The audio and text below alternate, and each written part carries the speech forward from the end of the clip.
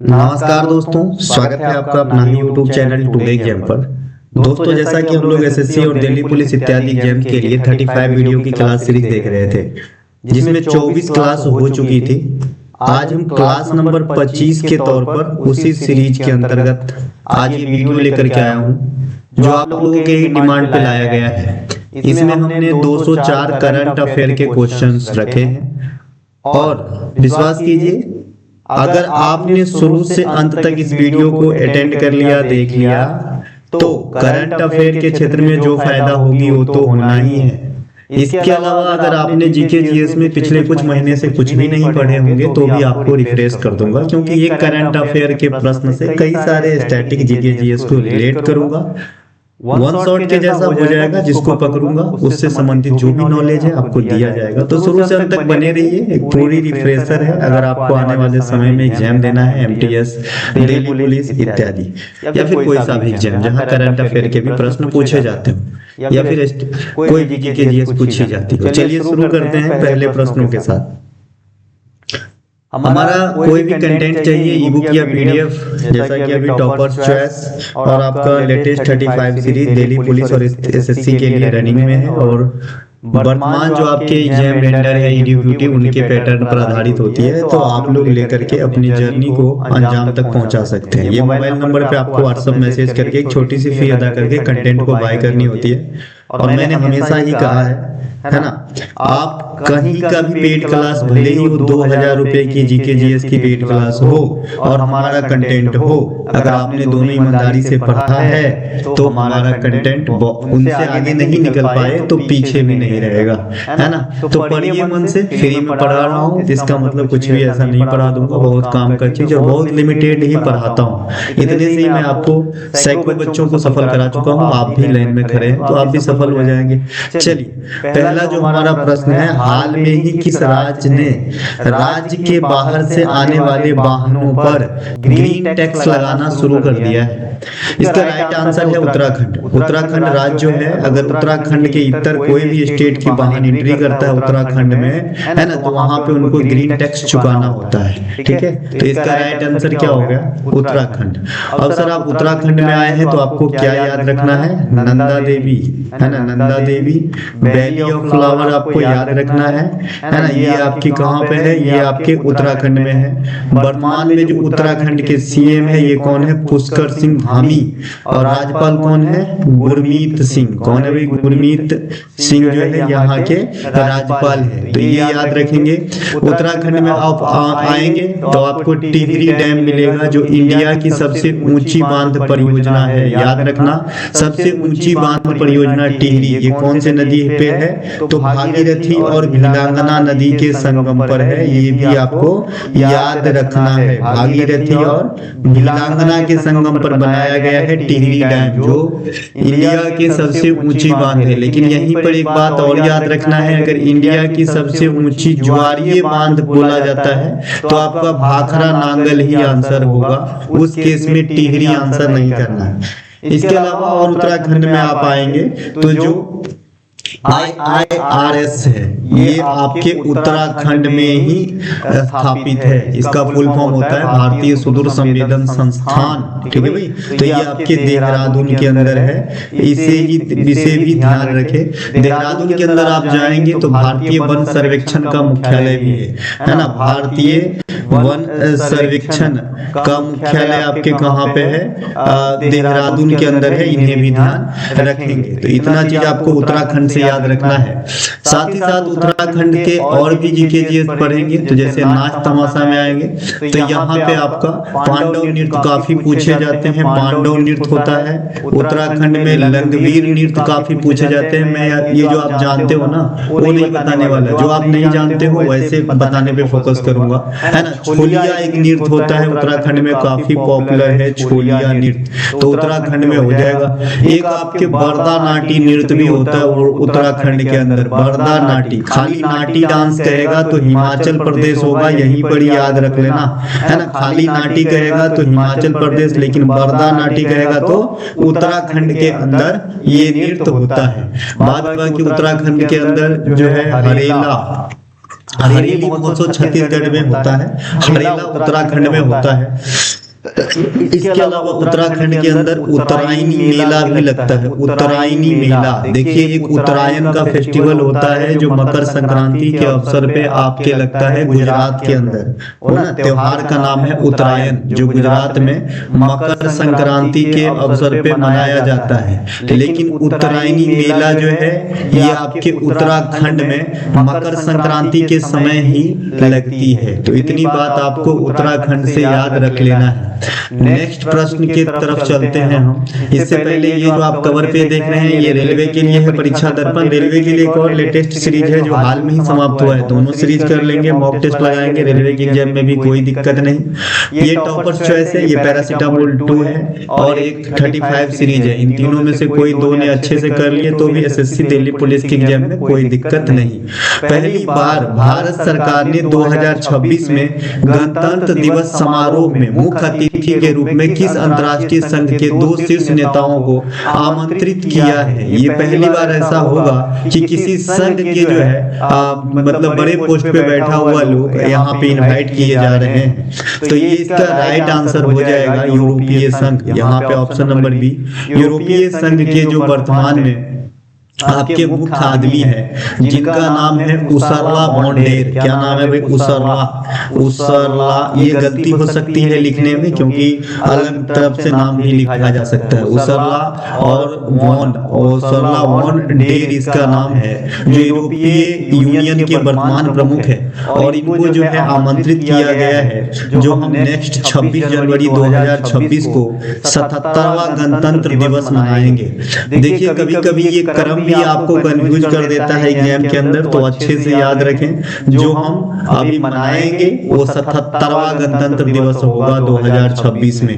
पहले गणतंत्र दिवस के अवसर पे किस देश की राष्ट्रपति आए थे? तो आप कहेंगे इंडोनेशिया के राजनेता आए थे। ठीक है, कहाँ गए थे भैया? इंडोनेशिया के राजनेता आए थे।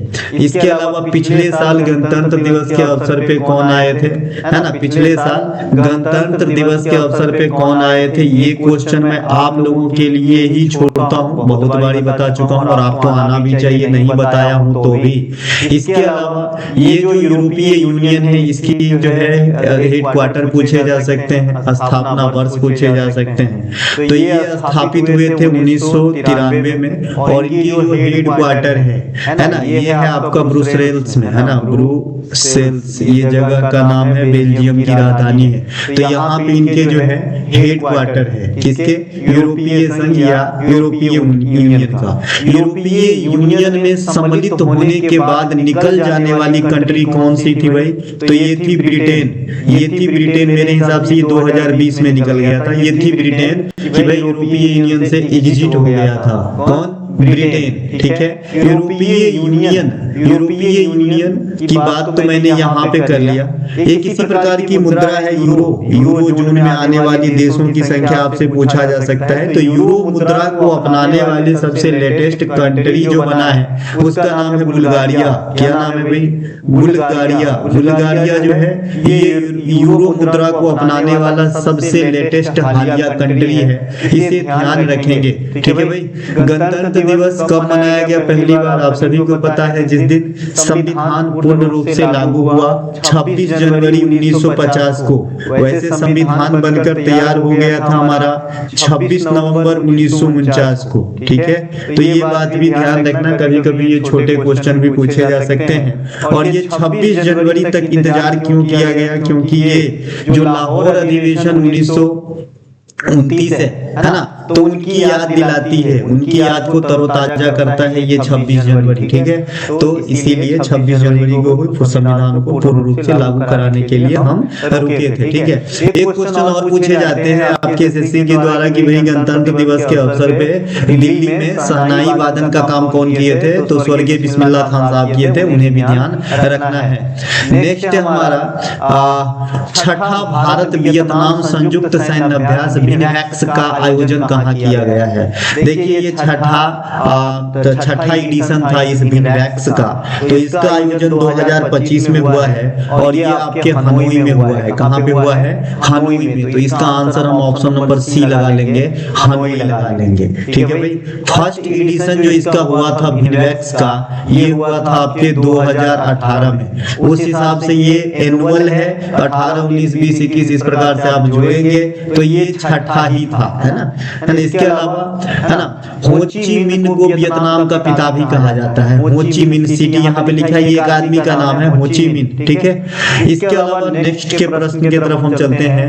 किस सुपरस्टार को उनकी शानदार सिनेमा यात्रा के 50 वर्ष पूरे होने के उपलक्ष्य में, है ना, 56वां भारतीय अंतर्राष्ट्रीय फिल्म महोत्सव 2025 में सम्मानित किया गया?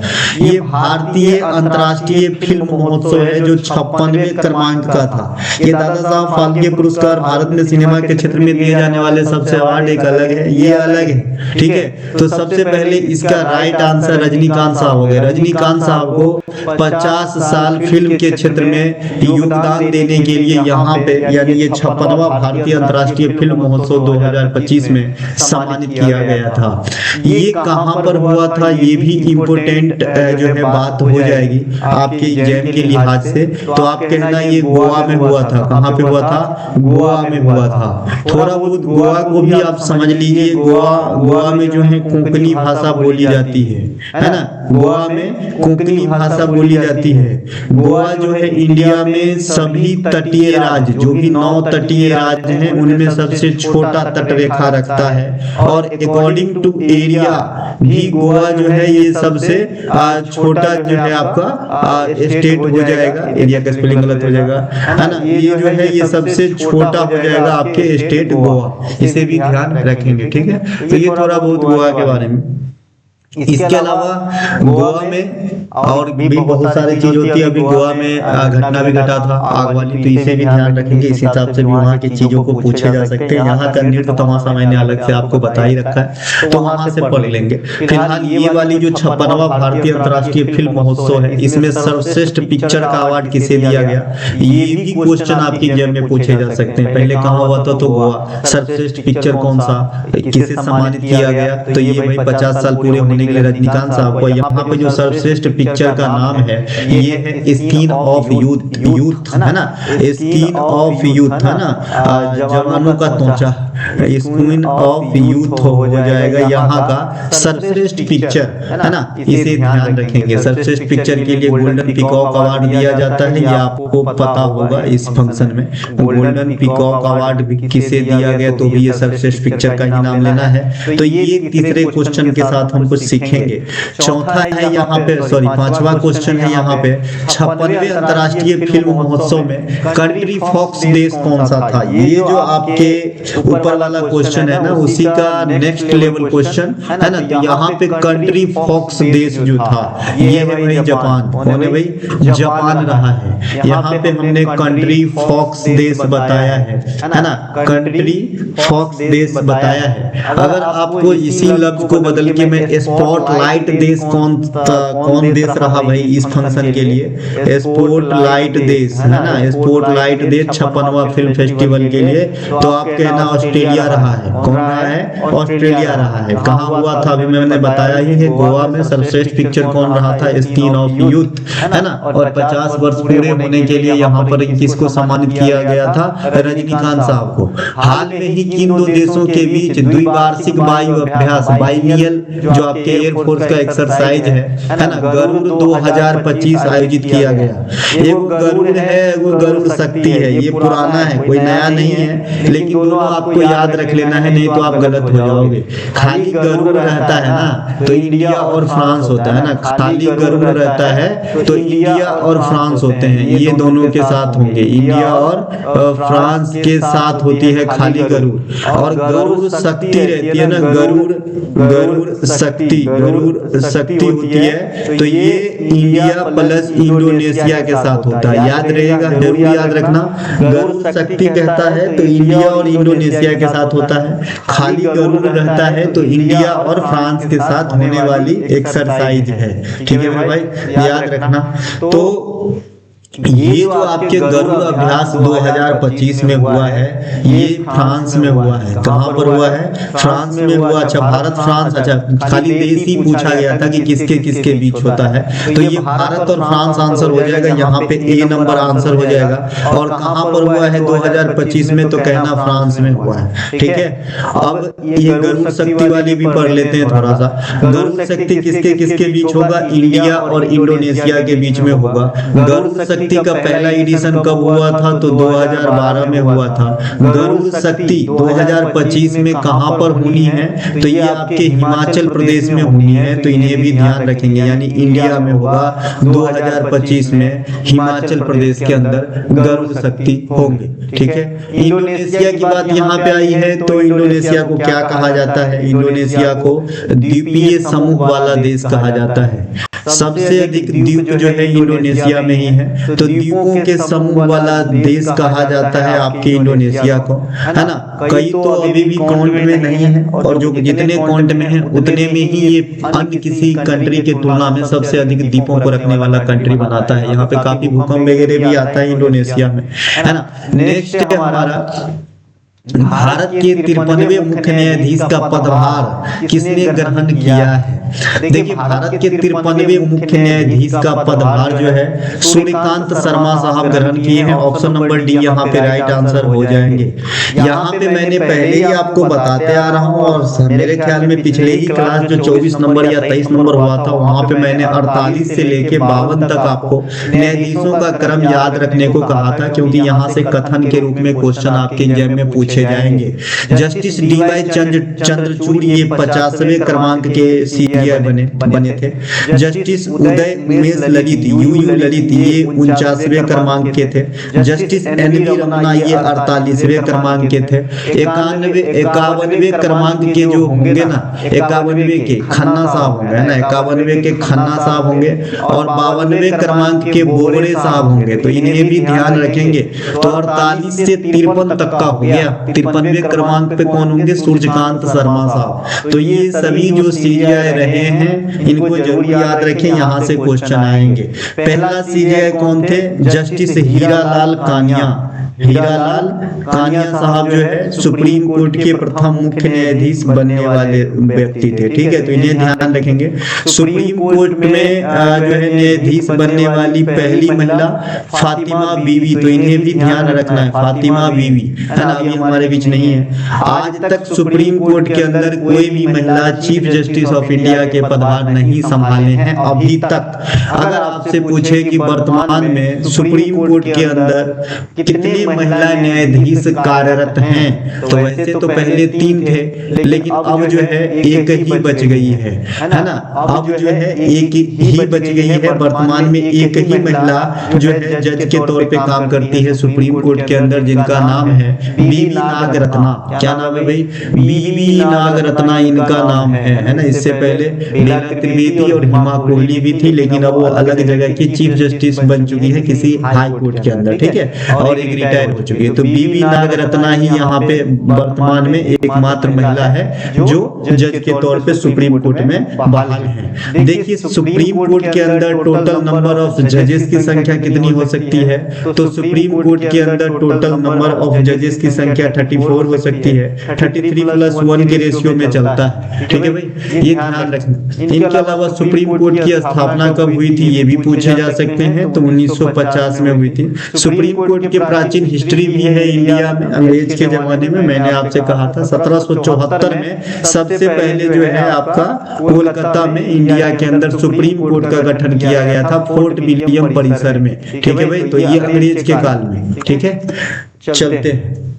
नेक्स्ट, अच्छा सुप्रीम कोर्ट एक चीज और याद रखना, जो ज्यादा पूछे जाते हैं वो तो मैं भूल ही रहा था, है ना, कि भाई सुप्रीम कोर्ट जो है कौन से आर्टिकल के प्रयोग करके रिट जारी करते हैं, तो सुप्रीम कोर्ट आर्टिकल 32 के प्रयोग करके रिट जारी करते हैं, है ना। और सुप्रीम कोर्ट का जो आर्टिकल है ये 124 है, 124 है, इसे भी ध्यान रखेंगे। वहीं पर यहाँ पे हाई कोर्ट की रख देता हूँ, हाई कोर्ट जो रिट जारी करते हैं बंधु, ये 226 के प्रयोग करते हुए करते हैं, और सुप्रीम हाई कोर्ट के होने की बात जो कही गई है ये आर्टिकल 214 में कहा गया है, तो यहाँ पे आर्टिकल को भी ध्यान रखना है। इसके अलावा भारत और श्रीलंका के बीच 11वां संयुक्त सैन्य अभ्यास मित्र शक्ति 2025 का आयोजन कहाँ हुआ है? मित्र शक्ति 2025 का आयोजन आपके कर्नाटक में हुआ है, यहाँ पे जगह का नाम है तो बेलगावी हो जाएगा। ऑप्शन नंबर बी यहाँ पे राइट आंसर हो रहा है, बेलगावी में हुआ है। भारत और श्रीलंका के बीच होता है मित्र शक्ति, तो इन्हें ध्यान रखना है। अभी मैंने गरुड़ शक्ति बताया था, आप लोगों ने कमेंट करना है कि गरुड़ शक्ति इंडिया और किस देश के साथ जो है होने वाली सैन्य अभ्यास या एक्सरसाइज होती है। श्रीलंका को भी आपको याद रखना है, श्रीलंका जब से आजाद हुआ है वो भी बात आपको याद रखना है। श्रीलंका 4 फरवरी 1948 को आजाद हुआ था अंग्रेज के चंगुल से। ये हिंद महासागर में स्थित एक छोटी सी द्वीपीय कंट्री है। यहाँ की एक प्रमुख बंदरगाह है जो हमेशा चर्चा में रहता है, हम्बनटोटा, है ना। एक जगह का नाम है कच्चे थेबू द्वीप, है ना, जो चर्चा में आया था कुछ दिन पहले, है ना, कच्चे थेबू द्वीप। देखिए कच्चे थेबू द्वीप या फिर जो भी थेबू शब्द लगा होता है जनरली श्रीलंका के अंदर ही होता है ना। जाफना प्रायद्वीप का नाम सुने होंगे, ये भी श्रीलंका के अंदर ही है। श्रीलंका में अभी दितवाह नामक तूफान आया है ना, दितवाह नामक तूफान आया है जो श्रीलंका को तहस नहस कर दिया है, तो इन्हें भी ध्यान आपको रखना है, श्रीलंका को याद रखना है। इसके अलावा भारत और श्रीलंका के बीच जो सीमा क्रिएट करता है वो है पाक जल डमरू मध, पाक जल डमरू, है ना, पाक जल डमरू, तो ये भारत और श्रीलंका के बीच है, इन्हें भी ध्यान रखेंगे, है ना। इसके अलावा नेक्स्ट हमारा प्रश्न है, हाल में ही G20 शिखर सम्मेलन 2025 का आयोजन कहाँ किया गया है? तो ये G20 शिखर सम्मेलन 2025 का आयोजन जो है ये जोहान्सबर्ग में किया गया है। अगर आप क्रिकेट देखते हैं तो इस शहर से आराम से पहचान पा रहे होंगे कि ये किस देश में है। जोहान्सबर्ग, डरबन, केप टाउन, यहाँ पे काफी क्रिकेट के मैच होते हैं, ये साउथ अफ्रीका में है। तो अगर कंट्री के हिसाब से पूछे G20 शिखर सम्मेलन की बैठक 2025 में कहाँ हुआ, तो आप कहना है साउथ अफ्रीका के अंदर हुआ, ठीक है। सबसे पहले ये G20 कैसे देशों का समूह है? तो ये अर्ध विकसित या विकासशील देशों का समूह है ना। ये जो है अर्ध विकसित कहे या विकासशील देश कहे, ऐसे देशों का ग्रुप है G20, है ना। और इसकी लेटेस्ट बैठक 25 के अंदर जोहान्सबर्ग साउथ अफ्रीका के अंदर हुआ, है ना। G20 कब एस्टेब्लिश हुआ था या स्थापित हुए थे? तो ये 1999 में जो है स्थापित किया गया था आपको G20 का। ये 2025 में जो बैठक हुई है ये तो जगह का नाम इम्पोर्टेंट रहेगा ही, लेकिन आपके लिए ये भी इम्पोर्टेंट रहेगा कि भाई इसकी जो है विषय क्या था, थीम क्या था, है ना। तो आपको कहना है इक्वालिटी, समानता, है ना, इक्वालिटी था, इक्वालिटी। इसके बाद आपका था सस्टेनेबिलिटी, है ना।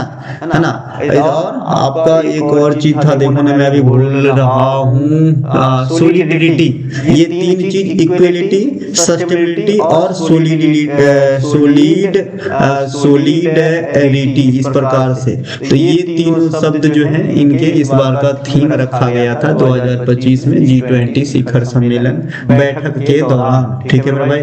इसके अलावा नेक्स्ट प्रश्न है हमारा, ब्राजील के बेली में आयोजित संयुक्त राष्ट्र जलवायु परिवर्तन सम्मेलन COP30 का थीम क्या था? देखो इससे पहले हमने थीम बताया, थीम भी ज्यादा पूछा जाता है। ये दूसरा बैठक है, COP है, कॉन्फ्रेंस ऑफ पार्टीज, आपने सुना होगा, इसका फुल फॉर्म भी पूछा जाता है ना। तो इसके 30वीं बैठक हो चुकी है, जो कहाँ पे हुआ है? ब्राजील के बेली में हुआ है। तो इसकी जो विषय रखा गया है ना, कार्यान्वयन, समावेशन और नवाचार। तो यहाँ पे option number C right answer answer कर लेंगे। सबसे पहले मैंने अभी आपसे कहा भाई कोप का जो है फुल फॉर्म भी पूछा जाता है, तो इस कोप का फुल फॉर्म होता है सी से कॉन्फ्रेंस, ओ से ऑफ होता है और पी से पार्टी जो होता है, ठीक है ना। इसके अलावा कॉन्फ्रेंस ऑफ द पार्टी या पार्टी, ठीक है। ये कोप 30 का थीम बता दिया। कोप 30 कहाँ हुआ, तो ये प्रश्न में ही आपके आंसर छुपा हुआ है, ब्राजील के बेली में हुआ है ना। इसके अलावा कोप की जो है ना कि पहली बैठक कब हुआ था, है ना, इससे भी क्वेश्चन आपके एग्जाम में आ सकते हैं भाई कि कोप की पहली बैठक कब हुई थी। तो कोप की पहली बैठक 1995 में जर्मनी के बर्लिन में हुआ था, है ना। जर्मनी के बर्लिन में हुआ था कोप के यानी कोप 1 की बैठक जर्मनी के बर्लिन में हुआ था 1995 में, इसे ध्यान रखेंगे। कोप 2026 में कितने क्रमांक का होगा भाई, 2025 में 30वें क्रमांक का, और एनुअल है तो 31वीं बैठक जो होगा आपके कोप का ये कहां पर होगा, ये भी प्रश्न पूछे जाते हैं, है ना, या फिर जाएंगे कभी कभी अग्रिम भी पूछे जाते हैं। देखिए 2026 में मैं अभी बताना नहीं चाह रहा हूं क्योंकि यहाँ पे दो देश होड़ में लगा हुआ है, एक तो आपके ऑस्ट्रेलिया है और एक आपका तुर्की है। ये दोनों देश होड़ में लगा हुआ है, फाइनलाइज होगा तो बताऊंगा कि भाई 2026 में इसकी बैठक कहाँ होगी। फिलहाल आपको 2024 का भी याद रखना है कि भाई कोप जो है ना 2024 में यानी 29वें क्रमांक की कोप की जो बैठक हुई थी ये आपके बाकू अजरबैजान में हुआ था ना, बाकू अजरबैजान में हुआ था। पहले छोटे छोटे एग्जाम में पूछा करता था कि बाकू किस लिए प्रसिद्ध है, तो आप कहेंगे तेल क्षेत्र के लिए प्रसिद्ध है बाकू, ठीक है भाई। नेक्स्ट प्रश्न की तरफ हम चलते हैं। नेक्स्ट प्रश्न है हमारा, किस भारतीय नौसेना पोत ने अमेरिका में आयोजित वार्षिक सैन्य अभ्यास मालाबार 2025 में भाग लिया। ये मालाबार संयुक्त सैन्य अभ्यास में कौन से देश भाग लेते हैं, सबसे पहली बात ये तो भाई मालाबार जो एक्सरसाइज है उसमें ओनली क्वाड देश के जो कंट्री है वही भाग लेते हैं, क्वाड देश के। क्वाड में कौन कौन से देश शामिल आते हैं, QUAD, है ना, तो क्वाड में अपना इंडिया है ना, क्वाड में अपना इंडिया है, फिर यूएसए भी है, यहाँ पे यूएसए भी है, क्वाड के अंदर जो है इंडिया है, यूएसए है और ऑस्ट्रेलिया भी है और जापान भी है, ठीक है। ये है 4 कंट्री जो क्वाड में शामिल है और इन्हीं क्वाड देशों के बीच मालाबार एक्सरसाइज होता है। और 2025 में मालाबार एक्सरसाइज क्या बोल रहा है कि भाई किस भारतीय नौसेना पोत ने, कौन सा भारत के नौसेना पोत जो है इस क्वाड अभ्यास 2025 में भाग लिया था। तो यहाँ पे विक्रमादित्य शिवालिक कदमत सह्याद्री हो जाएगा, ऑप्शन नंबर डी यहाँ पे राइट आंसर हो जाएगा, INS सह्याद्री, है ना, इन्होंने ही भाग लिया था। देखिए जो पश्चिमी घाट है वेस्टर्न रीजन है ना, इन्हें सह्याद्री भी कहा जाता है। एक लफ्ज से यहाँ पे एक चीज और पकड़ के रखेंगे, अच्छा लगेगा, मतलब काम देगा आगे एग्जाम के अंदर, ठीक है भाई। तो ये क्वाड देश में कौन कौन शामिल है, 2025 में कौन से पोत भारत की तरफ से इस एक्सरसाइज में भाग लेने गए थे, ये आपके सामने मैंने यहाँ पे रखा है, ठीक है भाई। इसके अलावा अच्छा ये मतलब ये भी तो पूछे जा सकते हैं कि भाई इसका जो अभ्यास है 2025 में ये कहाँ पर हुआ है, तो ये जो क्वाड देश की एक्सरसाइज है 2025 में ये आपके गुआम में हुआ है, गुआम जगह का नाम है गुआम, ठीक है, इन्हें भी ध्यान रखेंगे।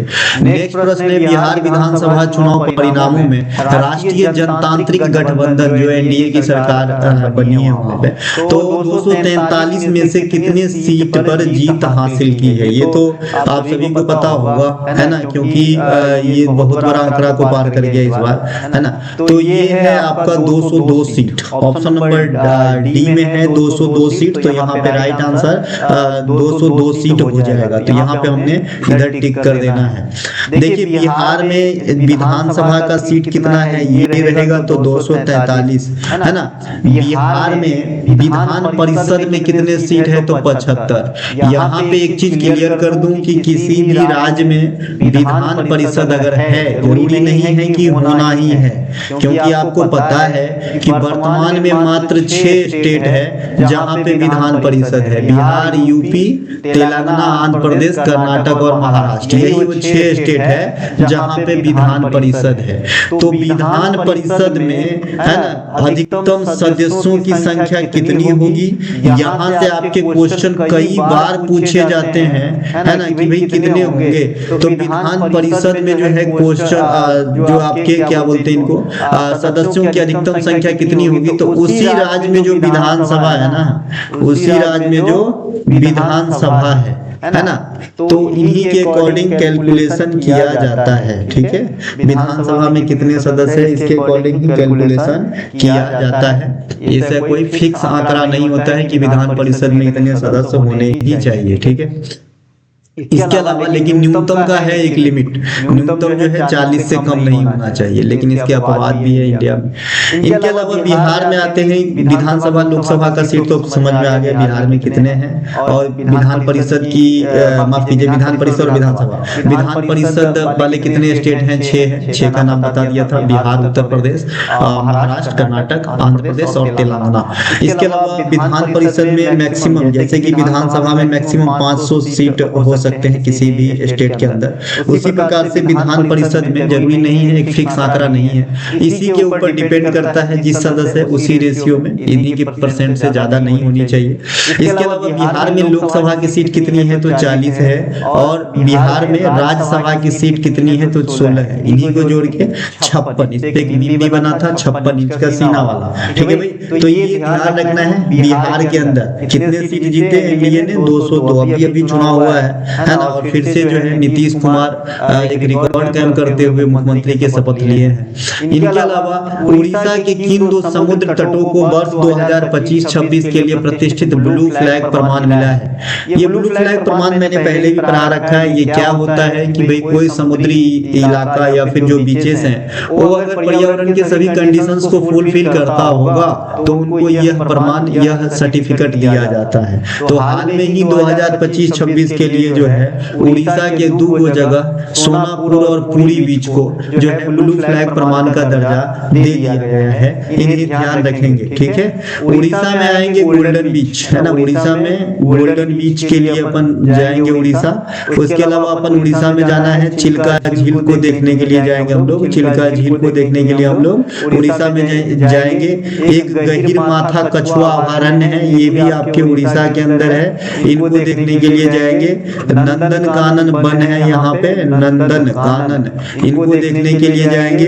ब्लैक पैगोडा अर्थात कोणार्क का सूर्य मंदिर है उड़ीसा के अंदर, तो इन्हें भी देखने के लिए चलेंगे। उड़ीसा में अगर आप गोटी पुआ का त्योहार देखना है तो यहाँ पे आप उड़ीसा में जाएंगे गोटी पुआ का त्योहार देखने, है ना। ये सब जो है आपके उड़ीसा में, नौखाई का त्योहार देखने, नौखाई, ये सब उड़ीसा के अंदर आपको देखने को मिलेगा, है ना। चलिए हम आगे बढ़ते हैं। ब्लू फ्लैग क्या होता है ये बता ही दिया हूँ अभी कि ब्लू फ्लैग क्या होता है।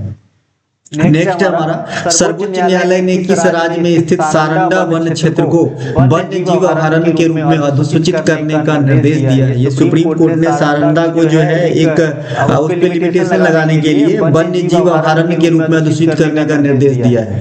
कोई भी क्षेत्र जब वन्य जीव अभयारण्य में आ जाता है तो ऐसा नहीं कि आप वहां पे जाके पेड़ काट रहे हो, शिकार कर रहे हो, एक मतलब लिमिट लग जाती है, उस पे अवैध हो जाएगा अगर आप ऐसा काम करोगे तो। ठीक है भाई, तो सुप्रीम कोर्ट ने ये सारंडा वन क्षेत्र के लिए जो है नोटिस जारी कर दिया है। तो ये सारंडा वन क्षेत्र कहाँ पर है, तो है ना, वीवीआई कर लेंगे। वैसे भी आप देख रहे हैं कि दिल्ली में जो हवा पानी है इतनी स्थिति खराब है, यानी हवा सबसे ज्यादा खराब है। वैसे तो जो आपका जलवायु परिवर्तन ये एक समस्या आने वाले समय में ऐसी समस्या हो जाएगी कि पीछे आप उसकी कोई मतलब इलाज भी नहीं रहेगा, कुछ करके भी आप बैक नहीं कर सकते। अभी थोड़ा कम ध्यान दिया जा रहा है, लेकिन जब हाथ से निकल जाएगी तब ध्यान दिया जाएगा, लेकिन उस समय बैक नहीं होगा। फिलहाल ये सारंडा वन्य क्षेत्र जो है बहुत बड़ा वहाँ पे जो है पर्यावरण में रोल अदा करता है। तो ये आपके झारखंड में है, वहाँ झारखंड में ही है। ऑप्शन नंबर यहाँ पे राइट आंसर हो जाएगा, ये झारखंड के अंदर ही है सारंडा वन्य क्षेत्र। सारंडा वन्य क्षेत्र में जो है साल का वृक्ष आपको काफी देखने को मिलेगा, साल का वृक्ष। तो इसका मतलब नहीं कि ये उष्णकटिबंधीय सदाबहार वन है, ये मिली जुली वन का जो है एक श्रृंखला है। ये पर्णपाती वन भी है, उष्णकटिबंधीय सदाबहार वन के जैसा भी है सारंडा वन्य क्षेत्र, है ना। और ये कहाँ पे है, झारखंड के अंदर है। इन्हें ध्यान रखेंगे, मिक्स वन कह सकते हो। इसी प्रकार से मैंने अभी ऊपर का क्वेश्चन में बताया है कि भाई एक वन है नंदन कानन, नंदनकानन ये आपके उड़ीसा के अंदर है वन क्षेत्र। अभी कुछ दिन पहले हंसदेव अरण्य वन भी चर्चा में आया था। हंसदेव अरण्य वन है ना, हंसदेव अरण्य वन ये आपके छत्तीसगढ़ के अंदर है, इन्हें ध्यान रखेंगे। उसी प्रकार से जो हैदराबाद में 400 एकड़ में फैले पेड़ पौधों को कटवा रहे थे, जो बाद में फिर रोका गया है ना, तो उस वन का नाम है कांचा। क्या नाम है भाई? कांचा। कांचा और क्या नाम है? देखो देखो, कांचा गाजी बोबली, इस प्रकार से नाम है इस वन को, है ना, कांचा गाजी बोबली। ये आपके हैदराबाद आधार तेलंगाना में ये वन क्षेत्र है। तो ये जगह भी आपको याद रखना है कि कौन सा वन क्षेत्र कहाँ है, इस वाले क्वेश्चन के थ्रू। नेक्स्ट हमारा, किस राज्य में दो पारस्परिक वाद्य यंत्र तुंगबुक और पुमतोंग पुलित को भौगोलिक संकेत जीआई टैग प्रदान किया गया है ना? इसका राइट आंसर आपका हो जा रहा है सिक्किम। ये सिक्किम का है ना। इस क्वेश्चन को जरूरी नहीं है कि जीआई टैग लगा के ही पूछे, आपसे पूछा जा सकता है कि ये पुमतोंग पुलित वाद्य यंत्र किस राज्य में प्रचलित है या किस राज्य का उत्पाद है, तो भी आपको सिक्किमी आंसर करना पड़ेगा। ठीक है, तो करेंट इसी भाषा में पढ़ना चाहिए ताकि कैसे भी पूछे तो हम जवाब दे पाए। अभी कल हो के तुंगबुक पूछ दे, अब बच्चे बोलेंगे तो किसी किताब में लिखा ही नहीं है। अरे अभी चर्चा का विषय बना था ना जीआई टैग के कारण, तो पूछे जाएंगे। तो तुम्हारी गलती है कि तुमने नहीं पढ़ा। ठीक है, तो अब तो आपको समझ आ गया होगा कि कैसे एग्जाम में क्वेश्चन पूछे जाते हैं, अगर आप हमसे थोड़े भी दिन पहले से जुड़े हुए हैं तो। क्योंकि मेरा एक ही मानना है, पढ़ो सिर्फ काम की। 18 घंटा आप पढ़ ही रहे हो और काम की ही नहीं है तो आपके लिए कोई मतलब का नहीं है। सिर्फ टाइम पास, पैसा खत्म, यही सब होगा, आपकी उम्र खत्म, यही सब होगी। ठीक है, तो काम की चीज पढ़िए, कम पढ़िए लेकिन काम का। तो यहाँ पे सिक्किम आंसर हो जाएगा। क्या भाई? अब जीआई टैग से काफी क्वेश्चन आ सकते हैं। जीआई टैग सबसे पहले इंडिया में 2004 में दार्जिलिंग टी को प्रदान किया गया था, है ना। दार्जिलिंग टी को प्रदान किया गया था जीआई टैग, अपना क्या बोलते हैं इनको, टैग। ठीक है, इसके अलावा जीआई टैग की वैलिडिटी वन टाइम में कितनी होती है? तो आप कहेंगे 10 वर्ष। किसी चीज को अगर जीआई टैग मिला है तो 10 वर्ष तक इसकी वैलिडिटी मानी जाती है। इसके ऊपर मैंने क्लास में जो सीरीज होती है वो पूरा बताया था, कैसा प्रोसेस होता है जीआई टैग किसी चीज को मिलने का, है ना, इसके ऑफिसेस कहाँ पे है, सब चीज बता दिया था। ठीक है, इसके अलावा अगर आपसे पूछे कि भाई वर्तमान में सबसे ज्यादा जीआई टैग उत्पाद वाली स्टेट कौन सी है, तो आप कहना कि उत्तर प्रदेश जो है सबसे ज्यादा जीआई टैग उत्पाद को रखा हुआ है। एक क्वेश्चन बड़ा ही खतरनाक बन जाएगा अगर मैं उत्तर प्रदेश बताया आपको कि भाई सबसे ज्यादा जीआई टैग वाला स्टेट है, तो आप कंफ्यूज ना हो जाओ। इसीलिए यह बताना जरूरी है कि एक ही साथ, क्या एक ही साथ, या फिर कहे तो एक ही दिन भी कह सकते हो, एक ही दिन दिया गया था। एक ही साथ या एक ही दिन सर्वाधिक 18 वस्तुओं को जीआई टैग प्रदान पाने वाला या करवाने वाला जो स्टेट है ये है उत्तराखंड। इन्हें भी ध्यान रखेंगे। अच्छा, उत्तराखंड वाला पहला प्रश्न था, वहां पे एक चीज मैं बताना भूल गया था कि भाई उत्तराखंड जो है आर्टिकल 44 लागू करने वाला देश का पहला कंट्री है, ये बात भी ध्यान रख लेना। ठीक है, आर्टिकल 44 लागू करने वाला देश का पहला कंट्री उत्तराखंड है। आर्टिकल 44 जो है ये गोवा में भी एक्टिव रहता है, लेकिन वो विरासत में मिला है, बाद में लागू नहीं किया गया। ठीक है, इनके अलावा पूर्वी लद्दाख में चीन की सीमा के पास स्थित किस एयरबेस को भारत ने फिर से शुरू किया है? लद्दाख के पास जो चीन की सीमा बनती है वहां पे एक एयरबेस है जिसे भारत ने रिजुविनेट करके फिर से स्टार्ट करने की बात कही है। इसका नाम है न्योमा। ऑप्शन नंबर बी यहाँ पे राइट आंसर है न्योमा। ठीक है भाई, देखिए ये जो अपना क्या बोलते हैं लद्दाख वाली क्षेत्र है, वहां पे नुब्रा घाटी, सियोक घाटी, ऐसे ऐसे नाम आते हैं जो आपके एग्जाम में पूछे जाते हैं, पहले भी पढ़ा रखा हूं। तो ऐसे ही कुछ यहाँ पे नाम आपको सुनने में लग रहा होगा, न्योमा। ठीक है, ये एयरबेस है जो लद्दाख के सीमा पर स्थित है। भारत इसे फिर से जो है शुरू करने की बात करी है। ठीक है, जितने भी यूनियन टेरिटरीज है, अगर अकॉर्डिंग टू एरिया देखें तो लद्दाख उनमें सबसे बड़ा यूनियन टेरिटरीज है। ठीक है, लद्दाख में आप आएंगे तो हेमिस नेशनल पार्क भी है, और लद्दाख में आपके हेमिस फेस्टिवल भी होता है, और लद्दाख में आपके हेमिस मठ भी है, ठीक है। तो ये हेमिस हेमिस हेमिस जो है ये लद्दाख में है। हेमिस नेशनल पार्क जो है ये इंडिया में अकॉर्डिंग टू एरिया सबसे बड़ी नेशनल पार्क है, ठीक है भाई। इसके अलावा लद्दाख में मैंने अभी बता दिया था अकॉर्डिंग टू एरिया लद्दाख जो है सबसे बड़ा यूनियन टेरिटरी है। अच्छा, लद्दाख के जो वर्तमान उपराज्यपाल हैं, है ना, उपराज्यपाल और प्रशासक ओनली यूटी में होता है, ठीक है। तो वर्तमान में जो लद्दाख के उपराज्यपाल है वो कविंदर गुप्ता साहब को बनाया गया है ना, कविंदर गुप्ता साहब को बनाया गया है। इन्हें भी ध्यान रखेंगे, लद्दाख के वर्तमान उपराज्यपाल हैं कविंदर गुप्ता, ठीक है भाई। हाँ, तो जैसा कि हमने कहा कि भाई हेमिस में हेमिस जो है बौद्ध मठ भी है, हेमिस नेशनल पार्क भी है और हेमिस त्योहार भी होता है। यहाँ से क्वेश्चन पूछे जाते हैं कि जो हेमिस त्योहार आपके लद्दाख में होता है वो किन को याद किया जाता है ना। तो यहाँ पे आपको बताना है गुरु पद्मसंभव को याद किया जाता है ना, गुरु पद्मसंभव। इसे गुरु रिनपोछे भी कहा जाता है, गुरु रिनपोछे भी कहा जाता है। तो इन्हीं के याद में हेमिस त्योहार मनाया जाता है लद्दाख के अंदर। नेक्स्ट क्वेश्चन की तरफ चलते हैं। नेक्स्ट क्वेश्चन है किस भारतीय आईआईटी ने देश का पहला स्वदेशी क्वांटम डायमंड माइक्रोस्कोप लॉन्च किया है? इसका right answer option number A हो जाएगा, आईआईटी बॉम्बे इसका आंसर हो जाएगा। इन्होंने स्वदेशी तकनीक से क्वांटम डायमंड माइक्रोस्कोप लॉन्च किया है, तो यहाँ पे राइट आंसर आप ए कर लेंगे। आईआईटी से भी कई प्रकार के क्वेश्चन आते हैं, जैसे आपसे पूछा जाता है कि किस पंचवर्षीय योजना या 5 ईयर प्लान के अंदर जो है 5 आईआईटी स्थापित करने की बात कही गई या फिर नींव रखी गई, ठीक है। तो आप कहेंगे फर्स्ट 5 ईयर प्लान के अंदर, ठीक है। देश में वर्तमान समय तक कितने आईआईटी कार्यरत हैं? तो आप कहेंगे वर्तमान समय तक देश में 23 आईआईटी कार्यरत है। अगर आपसे पूछे कि इंडिया का सबसे ओल्डेस्ट आईआईटी कौन सा है, तो आईआईटी खड़गपुर जो है ये इंडिया का सबसे पुराना आईआईटी है।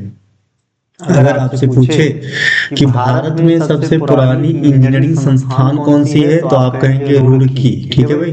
तो इतनी बात आईआईटी से भी क्वेश्चन आपके एग्जाम में पूछे जाते हैं। नेक्स्ट है संशोधित भारत नेट योजना को पूरे राज्य में लागू करने वाला देश का पहला राज्य कौन बन गया है? ये जो भारत नेट योजना है ये क्या है? भारत नेट योजना इसकी शुरुआत कहेंगे तो 2011 में ही हुआ था, लेकिन बाद में इसका नाम जो है वर्तमान नाम पड़ा 2015 में, ठीक है। पहले इसे जो है नेशनल ऑप्टिकल फाइबर नेटवर्क के नाम से जानते थे। यही जो भारत नेट योजना है इससे पहले जो है नेशनल क्या नाम था भाई, नेशनल ऑप्टिकल फाइबर के नाम से fibre network, national optical fibre network के नाम से पहले जाना जाता था। इसका बदला हुआ नाम है भारत नेट योजना। इसका उद्देश्य क्या होता है कि जो ग्राम पंचायत है ना, जो ग्राम पंचायत यानी ग्रामीण लेवल पे ब्रॉडबैंड कनेक्शन को प्रोवाइड कराना, ठीक है भाई। तो इसका राइट आंसर है पंजाब। संशोधित भारत नेट योजना को पूरे राज्य में लागू करने वाला देश का जो पहला राज्य बना है ये है पंजाब। ऑप्शन नंबर ए यहाँ पे राइट आंसर हो जाएगा। मैंने कहा यह योजना की शुरुआत 2011 में नेशनल ऑप्टिकल फाइबर नेटवर्क के नाम से हुआ था। बाद में इस योजना को वर्तमान नाम 2015 में दिया गया, ठीक है। नेक्स्ट है हमारा किस पार्श्व गायिका को, यहाँ पे पार्श्व गायिका परसा लिखा गया है, पार्श्व लिखेंगे है ना, इस प्रकार से लिखेंगे। किस पार्श्व गायिका को 3800 से अधिक वंचित बच्चों की हृदय शल्य चिकित्सा यानी हार्ट के ऑपरेशन में सहयोग के लिए गिनीज वर्ल्ड रिकॉर्ड 2025 द्वारा सम्मानित किया गया है? जैसा कि आपको पता होगा पलक मुच्छल है ना, ये जो है काफी अच्छी गायकी कर लेती है और इन्होंने अपने कमाई का कुछ अंश यहाँ पे खर्च करते हैं और एक बहुत बड़ी कीर्तिमान हासिल करते हुए गिनीज बुक में नाम रिकॉर्ड करवाई है, जो 3800 से अधिक बच्चों को जीवन दान देने में इन्होंने अपनी कमाई को लगाया है। तो ये बहुत ही बड़ी बात है ना। इनके अलावा पर्यावरण थिंक टैंक जर्मन वॉच द्वारा जारी वैश्विक जलवायु जोखिम सूचकांक GCRI 2025 में भारत का स्थान क्या है? वैश्विक जलवायु जोखिम सूचकांक में भारत का स्थान यहाँ पर छठा होना चाहिए, ऑप्शन नहीं है। यहाँ पे ऑप्शन मुझे गलत दिखाई दे रहा है, तो इसका आंसर आपसे ही कर लूं क्या? आप ही बता देना इसका आंसर, ऑप्शन गलत है इसमें, ठीक है।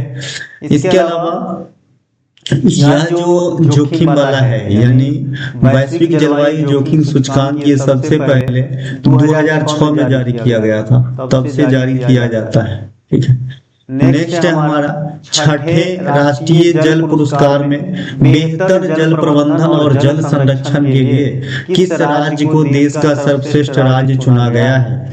छठे राष्ट्रीय जल पुरस्कारों के तहत बेहतर जल प्रबंधन और जल संरक्षण के लिए किस राज्य को देश का सर्वश्रेष्ठ राज्य चुना गया है? यहाँ पे 21 नंबर का आंसर महाराष्ट्र होगा। जल संरक्षण के लिए बेहतर राज्य का तगमा इन्हें दिया गया है, महाराष्ट्र को, ठीक है भाई। दूसरे स्थान पे यहाँ ऑप्शन में नहीं है, बता दूं 3 स्थान आपको याद रखना है। जल प्रबंधन के क्षेत्र में 3 राज्य जिन्हें पहला, दूसरा, तीसरे स्थान पे रखा गया, ये है आपके महाराष्ट्र, है ना, गुजरात और हरियाणा। तो यहाँ आपको ध्यान रखना है, पहले स्थान पे तो महाराष्ट्र हो गया, दूसरे स्थान पे यानी इसके बाद आपका गुजरात होगा और इसके बाद आपका हरियाणा होगा, ठीक है। तो ये वो 3 स्टेट है जो इस प्राइज में पहला, दूसरा, तीसरा स्थान आंसर मतलब हासिल किया है। यहाँ पे एक चीज और, ये तो प्रबंधन और संरक्षण है, एक संचयन होता है। संचयन शब्द से आपने खुद ही अर्थ समझ, मतलब संचित करना, संजोना। तो जल संचयन के लिए इस पुरस्कार को पाने वाले जो पहला स्टेट बना है, मतलब हालिया माने वर्तमान समय में, ये आपके तेलंगाना है ना। तेलंगाना जल संचयन के लिए अवार्ड पाने वाला पहला कंट्री है इस अवार्ड के तहत, यानी छठे राष्ट्रीय जल पुरस्कारों के तहत। जल शक्ति मंत्रालय का यह पुरस्कार है। संचयन में दूसरा स्थान छत्तीसगढ़ का है, ठीक है। संचयन में दूसरा स्थान छत्तीसगढ़ का और तीसरा स्थान सिक्किम का नहीं, तीसरा स्थान राजस्थान का है, ठीक है। तीसरा स्थान राजस्थान का है। तो अगर आपसे कहे जल संचयन पुरस्कार में पहला, दूसरा, तीसरा, तो तेलंगाना, छत्तीसगढ़, राजस्थान, ठीक है। अगर आपको कहे भाई जल प्रबंधन में के क्षेत्र में पहला, दूसरा, तीसरा पुरस्कार, तो आप कहेंगे महाराष्ट्र, गुजरात, हरियाणा, ठीक है भाई। नेक्स्ट है हमारा, हाल में ही भारतीय सशस्त्र बलों ने देश के सबसे बड़े त्रिसेना अभ्यास ऑपरेशन त्रिशूल। अब देखिए ऑपरेशन त्रिशूल क्या है, तो देश के तीनों सेना इसमें पार्टिसिपेट करता है। तो जो हाल की बात है, मतलब 2025 की बात है, तो कहाँ पर ये जो है ये वाला एक्सरसाइज कराया गया था, आपसे पूछता है तो आप कहना है थार रेगिस्तान। यहाँ पे right answer option number B हो जाएगा, ऑप्शन नंबर बी हो जाएगा। ये तीनों सेनाओं का संयुक्त अभ्यास है ऑपरेशन त्रिशूल, यानी थल सेना, वायुसेना और जल सेना। नेक्स्ट है हमारा, हंगरी मूल के ब्रिटिश लेखक डेविड सजेले को किस उपन्यास के लिए 2025 का बुकर पुरस्कार दिया गया है? देखिए बुकर पुरस्कार और इंटरनेशनल बुकर पुरस्कार पे मैंने पहले भी चर्चा कर लिया है। जो बुकर पुरस्कार है इसकी शुरुआत 1969 में होती है और बुकर पुरस्कार सिर्फ जो है ना ब्रिटेन मूल के लेखक को ही दिया जाता है, यानी अंग्रेजी भाषा में प्रकाशित होने वाले जो है पुस्तक को दिया जाता है बुकर पुरस्कार, ठीक है भाई, सिर्फ इंग्लिश भाषा में, ठीक है। और जो इंटरनेशनल बुकर पुरस्कार है, जो अंतर्राष्ट्रीय बुकर पुरस्कार है, ये पुरस्कार दुनिया के कोई भी भाषा में दिया जा सकता है, बशर्ते एक शर्त है कि उस ओरिजिनल लेख का इंग्लिश रूपांतरण किया गया हो, ठीक है। तो ये नेशनल बुकर पुरस्कार और इंटरनेशनल बुकर पुरस्कार में बेसिक डिफरेंस है। इंटरनेशनल बुकर पुरस्कार की शुरुआत 2005 में होती है और बुकर पुरस्कार की शुरुआत 1969 में होती है। तो जो बुकर पुरस्कार 2025 है ये दिया जा चुका है है ना, डेविड एसजेले को। इनके उपन्यास का नाम जो है फ्लेश है, फ्लेश। ऑप्शन नंबर डी यहाँ पे राइट आंसर होता हुआ नजर आ रहा है। अगर बुकर पुरस्कार 2024 की बात करें कि किसे दिया गया था 2024 में, तो ये सामांथा हार्वे की पुस्तक थी एक, ऑर्बिटल। ये पढ़ाया भी था मैं, ऑर्बिटल को दिया गया था 2024 के लिए, जो सामांथा हार्वे के द्वारा लिखा गया था। ठीक है, अब आते हैं इंटरनेशनल बुकर पुरस्कार। लेटेस्ट एक दो याद रखना है आपको। तो इंटरनेशनल बुकर पुरस्कार जो आपके 2025 के लिए दिया गया है, ये इंडिया में काफी पॉपुलर हो गए। ये बानू मुश्ताक जी को दिया गया है। बानू मुश्ताक, है ना, बानू मुश्ताक कन्नड़ भाषा में एक मतलब लेख लिखी जिसका नाम है हार्ट लैम्प, है ना, हार्ट लैम्प, हार्ट लैम्प। ठीक है, हार्ट लैम्प। तो इन्हें ध्यान रखेंगे, हार्ट लैम्प को मिला है। लेखिका कौन है? बानू मुश्ताक। किस भाषा में लिखा गया है? कन्नड़ में। अभी जैसा कि मैंने कहा भाई, इंटरनेशनल बुकर पुरस्कार तभी मिलेगा जब लेख को अंग्रेजी में रूपांतरित किया गया हो। तो अंग्रेजी में रूपांतरित करने वाली कौन है? दीपा भारती, है ना। तो इन्हें भी ध्यान रखेंगे। ये इंटरनेशनल बुकर पुरस्कार के करंट होल्डर हैं, जो इंडियन लेडी हैं। नेक्स्ट है हमारा, हाल में ही प्रधानमंत्री नरेंद्र मोदी ने किस देश में पुन सांतांगछू पनबिजली परियोजना का उद्घाटन किया है? अगर आप इस नाम को पढ़ें और ऑप्शन को पढ़ें तो ऐसे ही आप आंसर कर दोगे। ठीक है, तो ये है भैया option number C, Bhutan. Option number C, Bhutan. तो राइट आंसर यहाँ पे भूटान हो जाएगा। ठीक है, अगर आपसे पूछे कि भाई ये जो पनबिजली परियोजना है पुन सांतांगछू जो भूटान में है, जो है ना भारत के नरेंद्र मोदी के द्वारा उद्घाटन किया गया है, तो इसमें भारत के कौन से पीएसयू जो है भागीदार है? तो आप कहेंगे भेल, BHEL, है ना, भारत हैवी इलेक्ट्रिकल लिमिटेड। ये इनके पार्टनर है इस पनबिजली योजना के लिए, ध्यान रखना है। इसी प्रकार से हाल में ही मैंने बताया था चाबहार पोर्ट, ये कहाँ पे है? ओमान की खाड़ी में है, ओमान की खाड़ी में है। और देश के नाम पूछेगा तो ईरान में है। ये चाबहार पोर्ट क्यों हमारे लिए बहुत ही इंपॉर्टेंट था? क्योंकि ये पाकिस्तान को दरकिनार करते हुए मध्य एशिया में हमारी बिजनेस को सुगम बनाता है, अफगानिस्तान इत्यादि क्षेत्र में। ठीक है भाई। इसके अलावा भी मैंने हाल में ही बताया था आपको सितवे पोर्ट के बारे में। सितवे पोर्ट क्या काम करता था? ये कहाँ पे है? सबसे पहले तो ये म्यांमार में है, और इस सितवे पोर्ट पे इंडिया का 100% कब्जा है। ठीक है, ये सितवे पोर्ट पर भारत का अधिकार या भारत के द्वारा संचालन होने से क्या होता है कि जो नॉर्थ ईस्ट वाला रीजन है इंडिया का, है ना, जहाँ पहले यहाँ एक चिकन नेक करके छोटा सा गलियारा है, यहीं से ट्रांसपोर्टेशन जाता था बाद बाकी के नॉर्थ इंडियन स्टेट, नॉर्थ पूर्व स्टेट में, है ना। तो अभी सितवे बंदरगाह यहाँ पे है, तो यहाँ से बहुत आराम से चीजों को पहुंचाया जाता है। इसका मतलब ये जो चिकन नेक वाली रास्ता थी, इसकी जो रस है, जो वहाँ पे लोड था, वो कम हो गया है सितवे पोर्ट जब से इंडिया ऑपरेट करने लगा है। तो कहाँ पे है? म्यांमार में है ना। नेक्स्ट क्वेश्चन है हमारा, संयुक्त राष्ट्र विश्व पर्यटन संगठन की पहली महिला महासचिव के रूप में किसे चुना गया है? संयुक्त राष्ट्र विश्व पर्यटन संगठन, है ना, इसकी अगर इसको अपन शॉर्ट में लिखे, शॉर्ट में UNWTO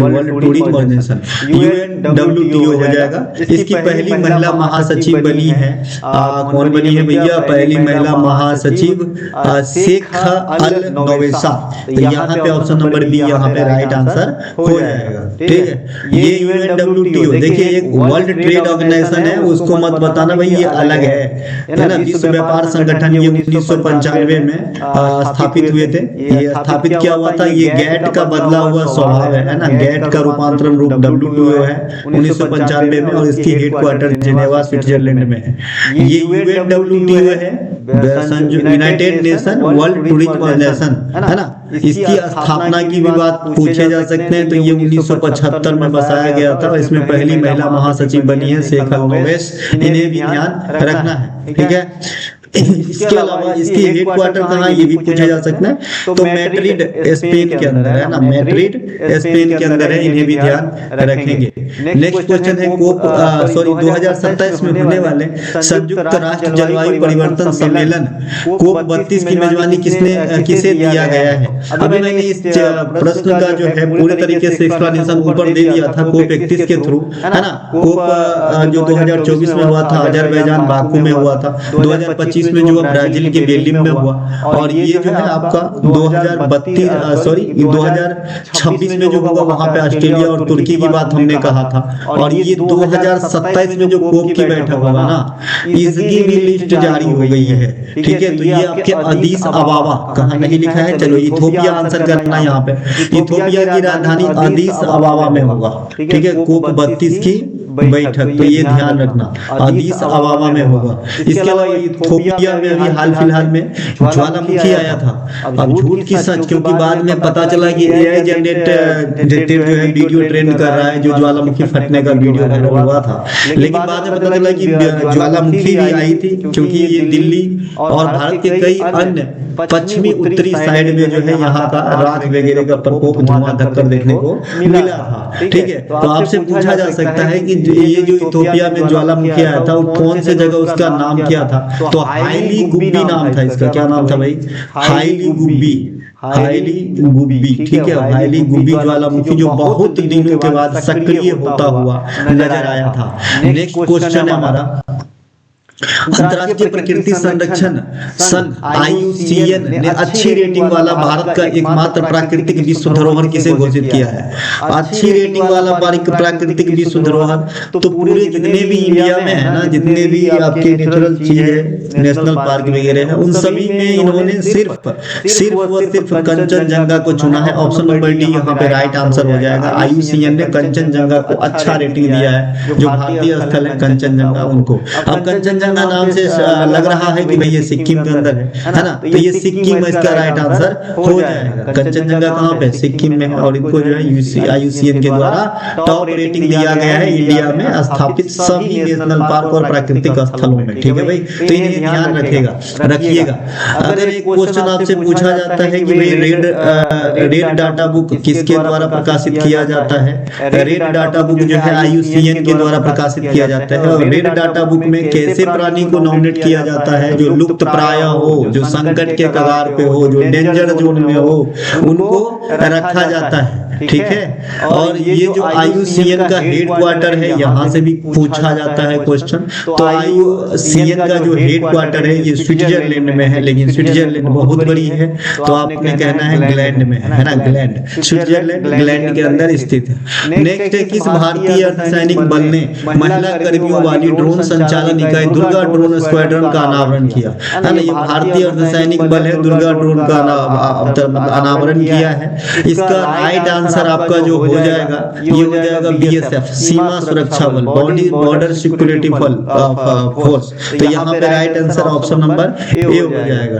देखिए यहाँ से क्वेश्चन पूछा जाता है, एक तो सबसे पहले करंट के लिहाज से ये पूछा जाएगा कि वर्तमान में BSF का महानिदेशक कौन है, ये भी पूछे जा सकते हैं। तो BSF के महानिदेशक जो है अभी चार्ज लिए होंगे दिसंबर में, है ना, ये होंगे आपके, थोड़ा गलत हो गया, प्रवीण साहब, है ना। ये जो है आपके कौन ये है? प्रवीण कुमार, है ना। प्रवीण कुमार जो है आपके BSF के नए महानिदेशक बनाए गए हैं, प्रवीण कुमार को, ठीक है। ये दलजीत साहब जो थे ना, दलजीत चौधरी, उनके जगह के बाद लेंगे ये प्रवीण कुमार। तो अभी आपको प्रवीण कुमार याद रखना है, लेकिन ये बहुत ज्यादा नया हो जाएगा। नहीं, आपके एग्जाम भी तो 15-20 दिन, 1 महीने के बाद होगा, तो ये नया नहीं और ठीक है आपके लिए, याद रखना। एक क्वेश्चन आपसे पूछा जाता है कि ये जो BSF है ये इंडिया में हमारी कौन से देश के सीमा पे रक्षा करती है? तो जो भारत की सीमा बांग्लादेश के साथ लगती है या पाकिस्तान के साथ लगती है, तो वहां पे जो है हमारी रक्षा करती है BSF, ये ध्यान रखना है, ठीक है मेरे भाई।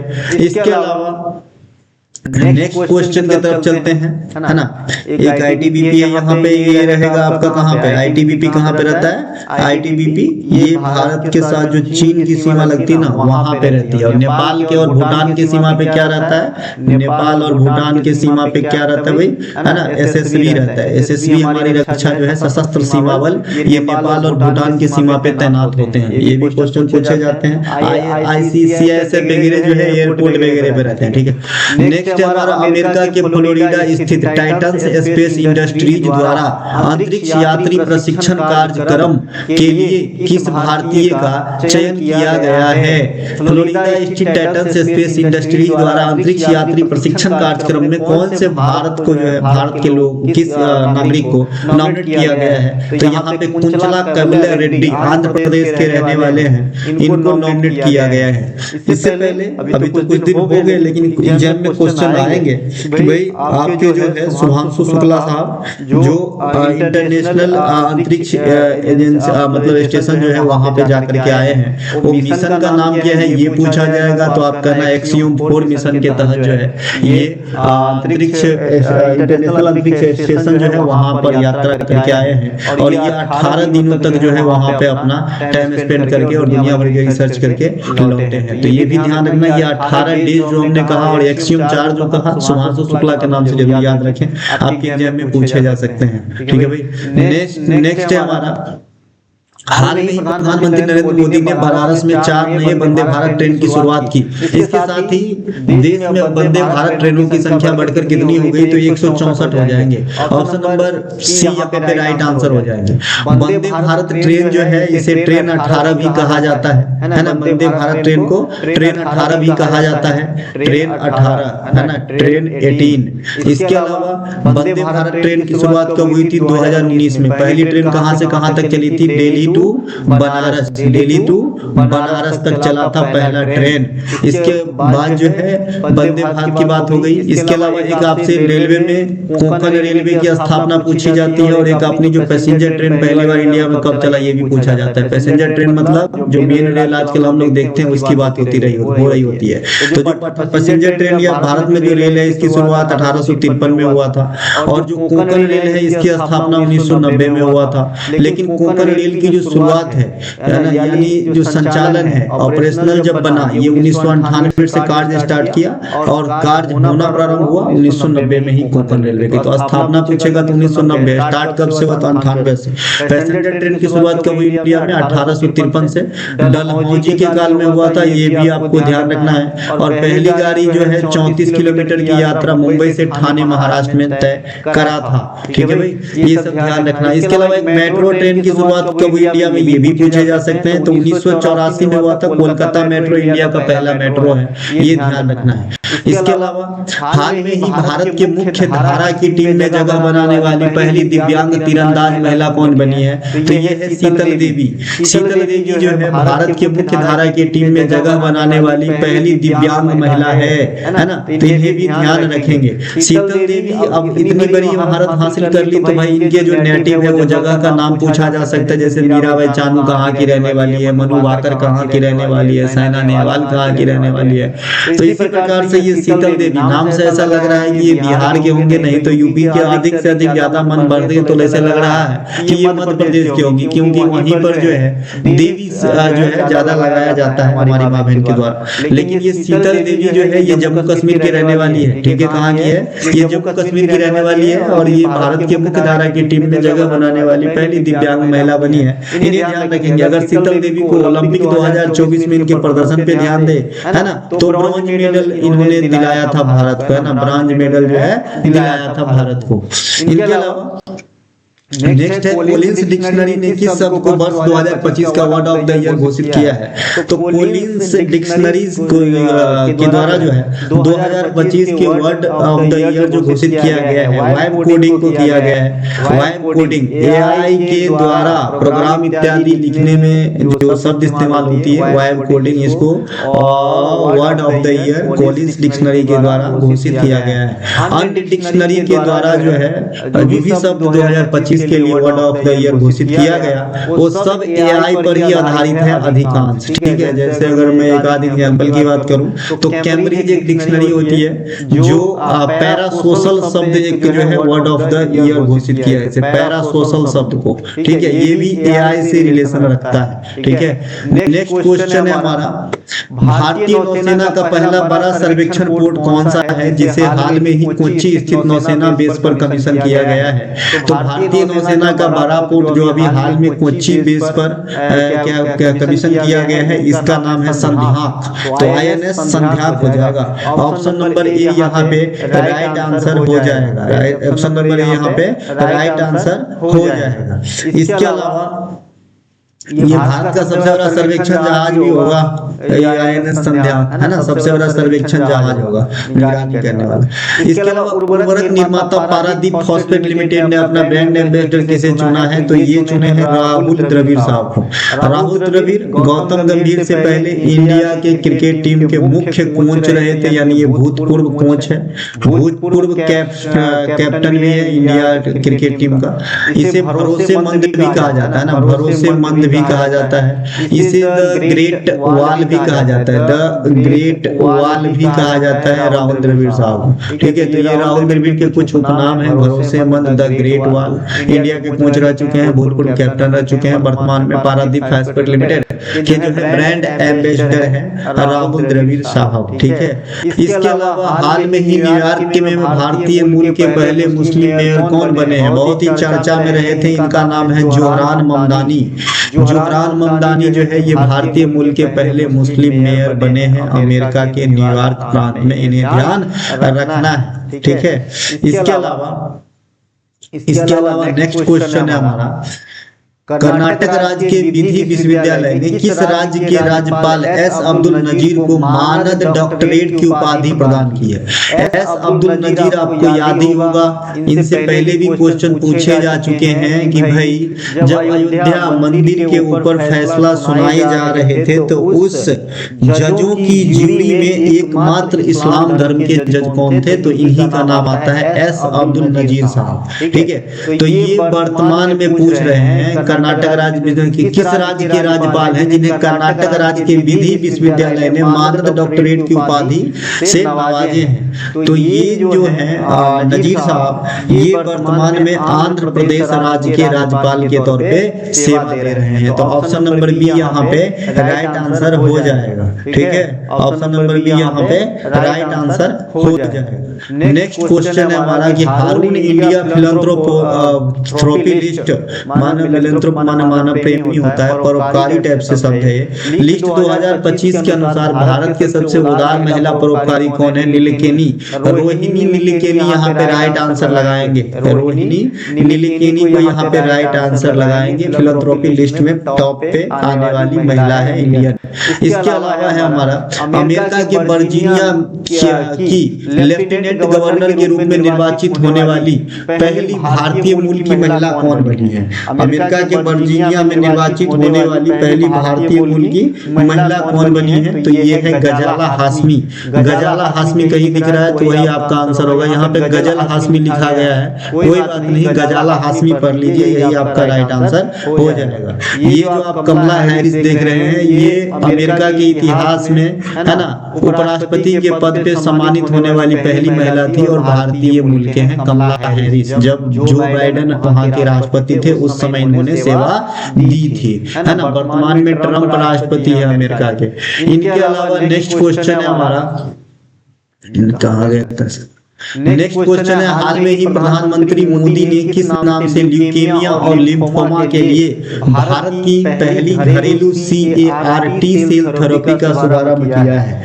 ल्यूकेमिया एक प्रकार की बीमारी होती है जिसमें जो ब्लड है उसमें श्वेत रक्त कण की वैल्यू बहुत ज्यादा बढ़ जाती है और जो श्वेत रक्त कण एक समय के बाद मर जाना चाहिए वो रुक जाता है ना, तो इसे ब्लड कैंसर भी कहते हैं। और लिम्फोमा भी एक बीमारी होती है, इसके ऊपर जो है पहले पहले घरेलू CAR-T सेल थेरेपी का शुभारंभ किया है मोदी ने। तो इसका नाम क्या है, इस प्रकार से क्वेश्चन आपके पूछे जा रहे हैं। तो नेक्स्ट कर 19 इसका नाम दिया गया है। तो ऑप्शन नंबर सी यहाँ पे राइट आंसर हो जाएगा। ऑप्शन नंबर सी यहाँ पे राइट आंसर हो जाएगा। अच्छा, ये जो CAR-T सेल थेरेपी है, ये तो टाटा मेमोरियल जो अस्पताल है, कैंसर संस्थान है आपके कहाँ पे, बम्बई में, इनके प्रयास से हुआ है।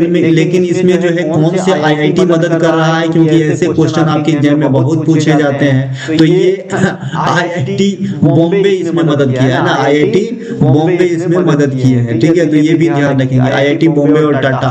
इसके अलावा CAR का फुल फॉर्म भी आपसे पूछा जा सकता है, जब इतनी बड़ी चीज है ना। तो इसके जो है CAR का फुल फॉर्म भी आपसे पूछा जा सकता है। इसका काइमेटिक होता है, काइमेटिक क्या होता है ना, काइमेटिक क्या होता है, काइमेटिक एंटीजन रिसेप्टर होता है, एंटीजन रिसेप्टर है ना। इस प्रकार से जो है इसका अर्थ होता है CAR का। ठीक है, आपको याद है ना, घरेलू एंड्रॉइड सिस्टम हाउस है ना, IIT मद्रास, तो क्वेश्चन आ चुके हैं। तो इसी प्रकार से ये भी आएंगे, तो पढ़िए है ना। इनके अलावा हरियाणा राज्य महिला आयोग ने किस वर्ष 2026 के लिए, वर्ष 2026 के लिए यहाँ पे किसे लिख लेना, किसे नहीं, किस नहीं, यहाँ किसे वर्ष 2026 के लिए अपना ब्रांड एम्बेसडर नियुक्त किया है। तो शेफाली वर्मा को। शेफाली वर्मा ये दिन आप देखते हैं अभी महिला वर्ल्ड कप हुआ, वहां पे भी अपना अच्छा किरदार निभाई। इनके अलावा ICC under 90 T20 world cup 2023 भी जिताए थे भारत को। तो ये सब देखते हुए हरियाणा जो महिला आयोग है, इनको ब्रांड एम्बेसडर के लिए साइन किया है। ठीक है, इनके अलावा नेक्स्ट हमारा, अच्छा, जो राष्ट्रीय महिला आयोग होते हैं उनके अध्यक्ष बहुत ज्यादा पूछा जाता है। ये तो हरियाणा राज्य महिला आयोग है, लेकिन जो नेशनल महिला आयोग है उनके अध्यक्ष कौन है, विजया किशोर रहाटकर है ना, विजया किशोर रहाटकर। तो इन्हें भी ध्यान रखेंगे, विजया किशोर रहाटकर मैडम, तो इन्हें भी ध्यान रखना है। नेक्स्ट है हमारा, किसी अध्यात्मक गुरु को शांति सुरक्षा में उत्कृष्ट योगदान देने के लिए 2025 का world leader for piece and security award दिया गया है। ठीक है, तो 41 नंबर का श्री रविशंकर आंसर हो जाएगा। श्री रविशंकर जी को जो है ये अवार्ड दिया गया है 2025 का world leader for piece and security award. Shri Ravishankar जो है आर्ट ऑफ लिविंग के संस्थापक भी है, आर्ट ऑफ लिविंग है ना, आर्ट ऑफ लिविंग के संस्थापक भी है श्री रविशंकर। इन्हें भी ध्यान रखेंगे, कई बार आपके एग्जाम में पूछे जाते हैं। इसके अलावा नेक्स्ट क्वेश्चन है हमारा, $100 बिलियन के बाजार पूंजीकरण का आंकड़ा पार करने वाले देश की छठी भारतीय कंपनी और पहला बैंक कौन बना है? तो आप कहेंगे स्टेट बैंक ऑफ इंडिया बना है। कौन बना है? स्टेट बैंक ऑफ इंडिया बना है, SBI बना है। देखिए SBI की स्थापना आज भी आपसे पूछा जाता है, क्योंकि अपने आप में ये भी रिप्लेस्ड हुआ है इंपीरियल बैंक ऑफ इंडिया से। देखिए इंपीरियल बैंक ऑफ इंडिया की स्थापना 1900 आपका जो है इंपीरियल बैंक ऑफ इंडिया सही है, इसकी स्थापना 1921 में हुआ था। IBO लिख देता हूँ यहाँ पे। फिर यही जो इंपीरियल बैंक ऑफ इंडिया है ये 1955 में इनका नाम बदल कर नए सिरे से SBI कर दिया गया, state bank of India. State bank of India, जिस प्रकार से रिजर्व बैंक ऑफ इंडिया के जो गवर्नर है उनका नाम पूछा जाता है ना, उसी प्रकार से स्टेट बैंक ऑफ इंडिया के भी जो हेड हैं उनका नाम भी आपके एग्जाम में पूछे जाते हैं, तो उनका नाम भी आपको याद रखना है। श्रीनिवासलू शेट्टी है ना, श्रीनिवासलू शेट्टी इनका नाम है, जो स्टेट बैंक ऑफ इंडिया के वर्तमान हेड हैं। और स्टेट बैंक ऑफ इंडिया के जो ब्रांड एम्बेसडर है वर्तमान समय में ये महेंद्र सिंह धोनी है, MSD है। ठीक है, नेक्स्ट हमारा, कौन सा देश धूम्रपान पर प्रतिबंध लगाने वाला दुनिया का पहला देश बन गया है? धूम्रपान पर प्रतिबंध लगाने वाला एशिया की सबसे छोटी कंट्री मालदीव बन गया है। तो ऑप्शन नंबर सी यहाँ पे राइट आंसर हो जाएगा। मालदीव की राजधानी आपके माले हो जाएंगे। ठीक है, मालदीव में आपकी दिवेही भाषा बोली जाती है, ये ध्यान रख लेना है, दिवेही। भूटान की भाषा भी आपके याद रखने हैं, जुंगखा भाषा बोले जाते हैं भूटान में।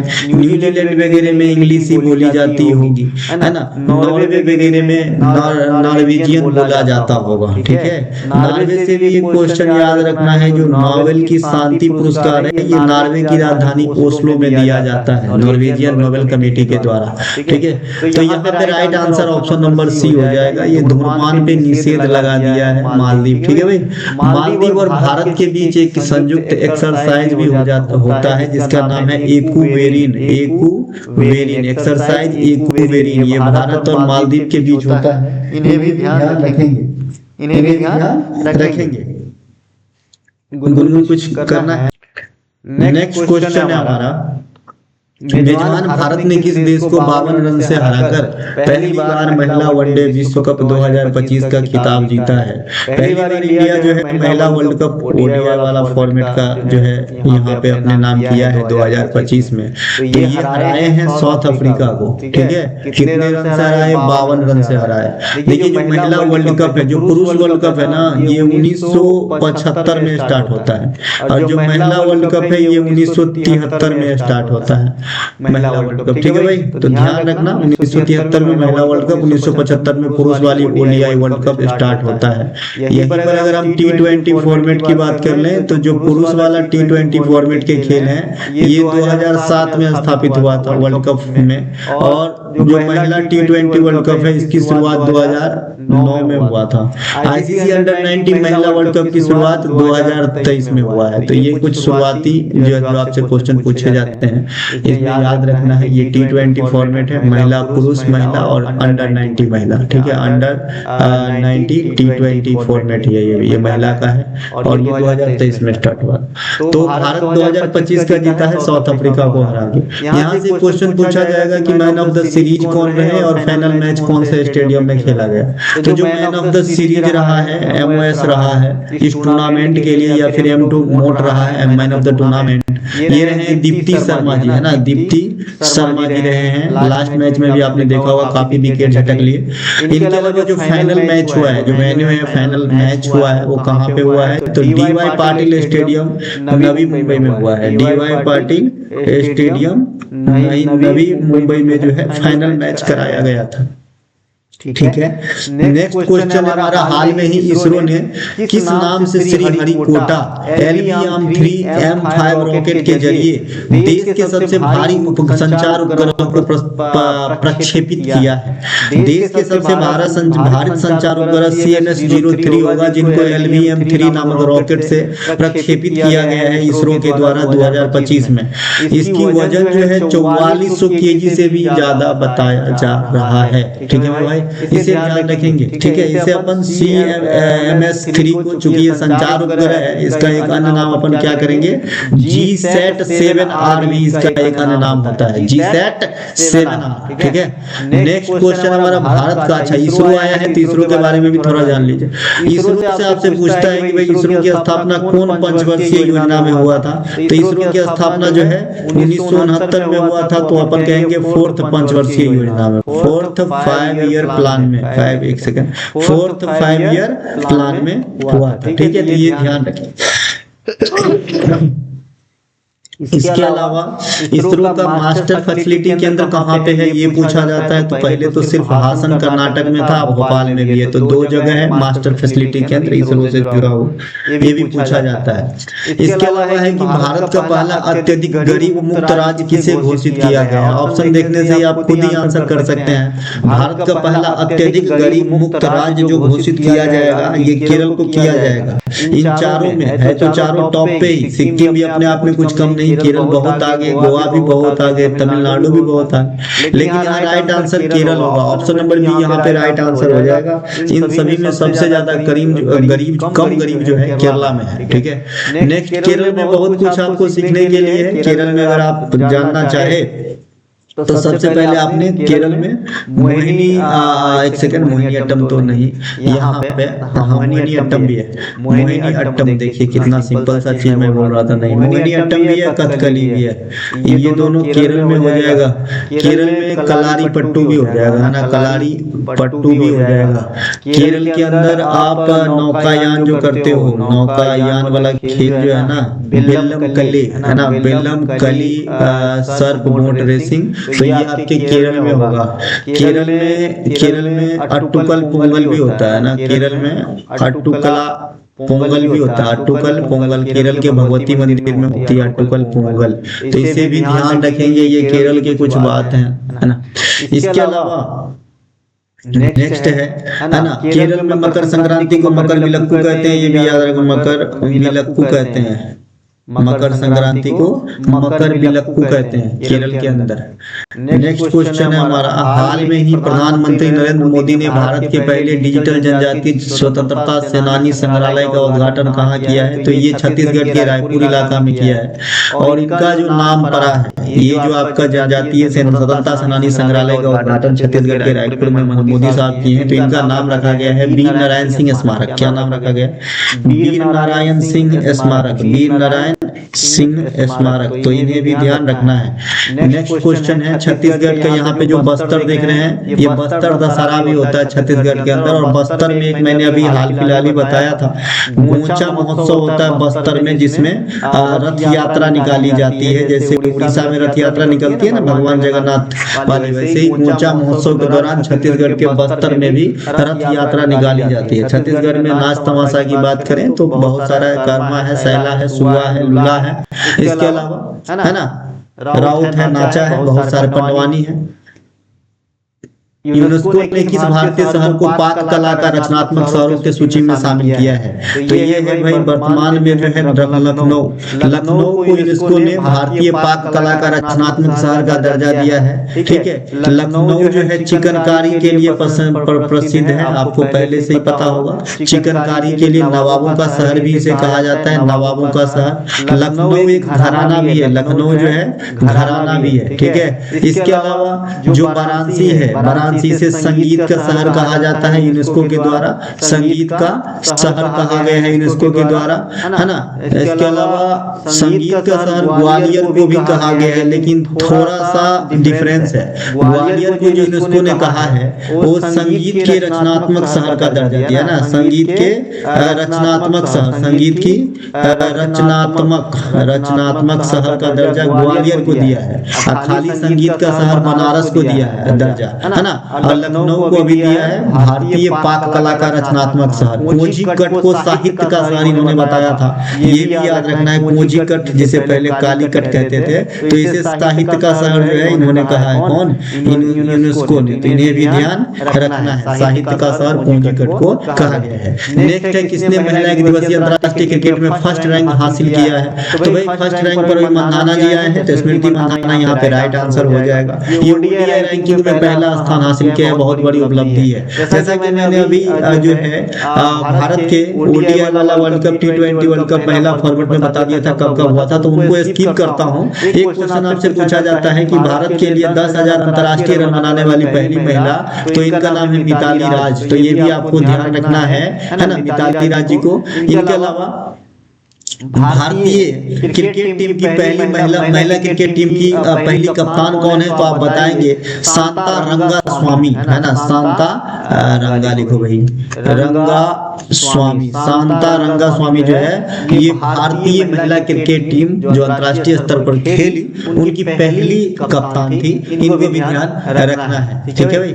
इसके अलावा आपसे ये भी पूछा जा सकता है भाई कि भारत का पहला ओडीआई इंटरनेशनल मैच कब हुआ था महिला वाला? तो आप कहेंगे 1978 में हुआ था, 1978 में हुआ था। इसका मतलब ये है कि मैंने अभी बताया था कि भाई ओडीआई वर्ल्ड कप 1973 महिला स्टार्ट हुआ था, 73 में स्टार्ट हो गया था। तो क्या इसमें भारत की महिला टीम ने भाग लिया होगा? तो आपने कहना है नहीं लिया होगा। क्यों? क्योंकि 1978 में पहला ओडीआई खेलते हैं भारत की महिला क्रिकेट टीम, तो लिए कैसे होंगे? सवाल ही नहीं उठता, ठीक है भाई। तो ये ध्यान रखना। इसके अलावा जो हमारा अभी एक और उपलब्धि इन्होंने हासिल किया है, जैसे कि मैंने अभी बताया था कि भाई ICC under 90 T20 women world cup, है ना, की शुरुआत 2023 में हुई। तो फर्स्ट वाले की विजेता भी भारत ही थे, ठीक है। और अभी 2 साल पे होती है, तो 2025 वाले की विजेता भी जो है इंडिया ही रहा है। यानी 2 बार ये गेम हुआ, दोनों बार के विजेता भारत ही रहा है। लेकिन थोड़ा सा फर्क है कि 2023 वाले में जो रनर अप रहे थे वो इंग्लैंड रहा था, है ना, इंग्लैंड को हरा कर जीता था। और 2025 में जो है साउथ अफ्रीका को हरा कर जीता है, ठीक है। तो ये भी ध्यान रखना ये दोनों तीनों बात। इनके अलावा किसे भारत के सर्वोच्च वैज्ञानिक सम्मान विज्ञान रत्न पुरस्कार से सम्मानित किया गया है? विज्ञान रत्न पुरस्कार से जो वर्तमान में शामिल किया गया है जयंत विष्णु नार्लिकर को वर्ष 2025 के लिए विज्ञान रत्न पुरस्कार से सम्मानित किया गया है। वही जो है आपका 2024 के लिए गोविंद पद्मनाभन, 2024 के लिए यह अवार्ड जो है गोविंद पद्मनाभन को दिया गया था। गोविंद राजन पद्मनाभन मैं जल्दी पढ़ा रहा हूँ बेटा, जल्दी हो जाएगा, ठीक है, थोड़ी देर हो जाएगा। गोविंद राजन पद्मनाभन को दिया गया था, ठीक है भाई।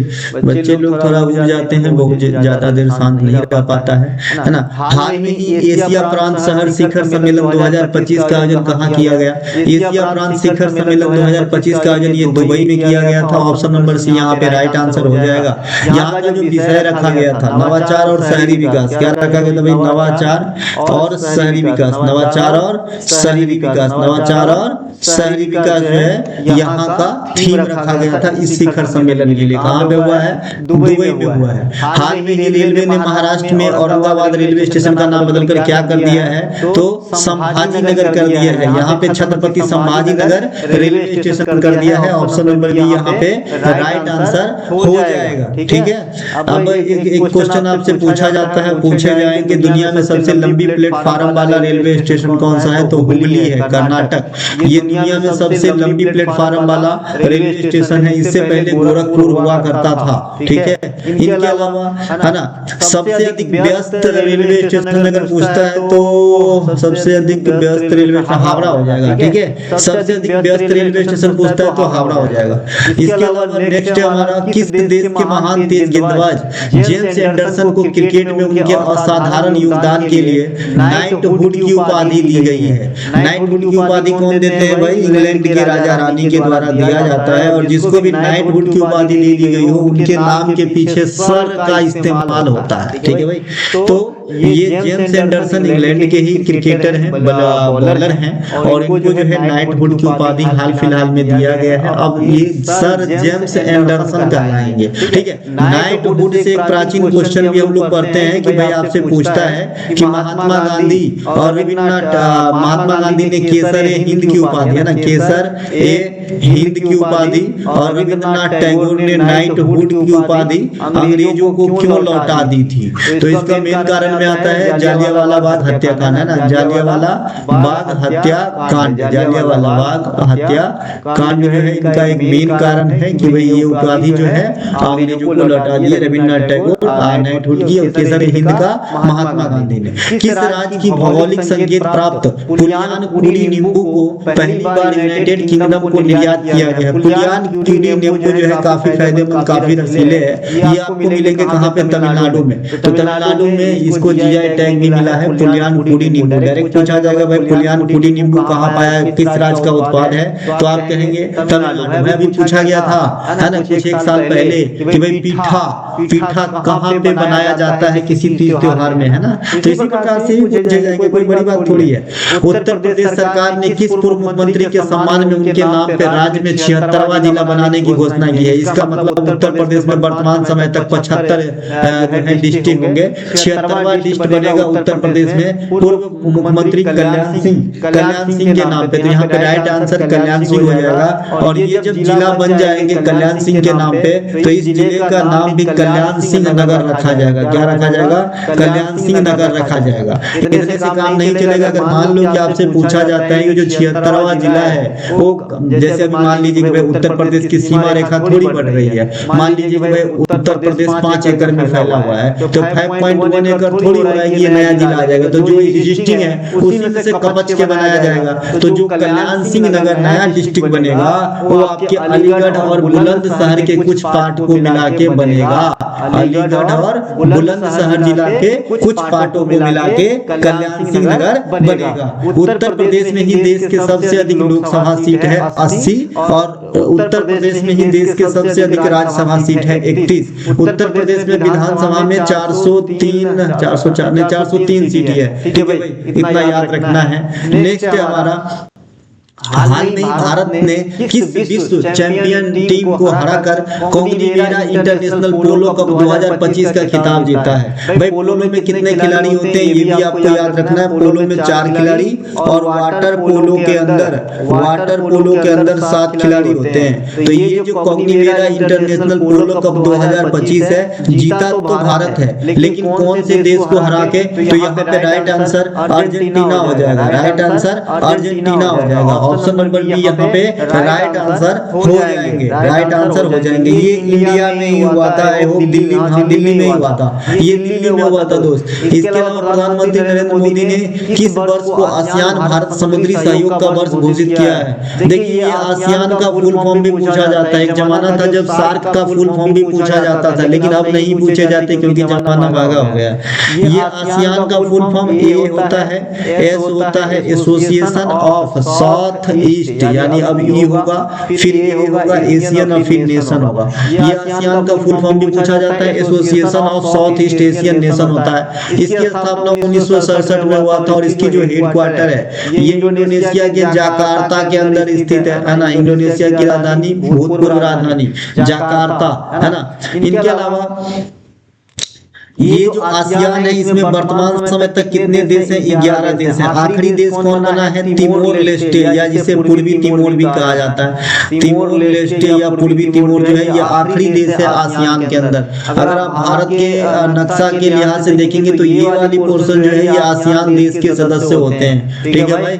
इसके अलावा तो प्रधानमंत्री नरेंद्र मोदी ने 2026 को भारत समुद्री सहयोग के वर्ष के रूप में घोषित किया। यहाँ पे option number C right answer हो जाएगा। नेक्स्ट क्वेश्चन है हमारा, नेक्स्ट क्वेश्चन है जूनियर एशियाई बैडमिंटन चैंपियनशिप अंडर 17 का खिताब जीतने वाले पहले भारतीय एकल खिलाड़ी कौन बना है? उन्नति हुड्डा का नाम का। यहाँ पे राइट आंसर उन्नति हुड्डा हो जाएगा। ये जूनियर एशियाई बैडमिंटन चैंपियनशिप में अंडर 17 का खिताब, अंडर 17 अंडर 19 क्या होता है ये मैं आपको कई बार बता चुका हूँ। अंडर मतलब एज रिस्ट्रिक्शन से होता है। ठीक है, एज रिस्ट्रिक्शन से होता है भाई इस उम्र के ऊपर के खिलाड़ी इसमें पार्टिसिपेट नहीं करेंगे। ठीक है, तो यहाँ पे उन्नति हुड्डा राइट आंसर हो जाएगा।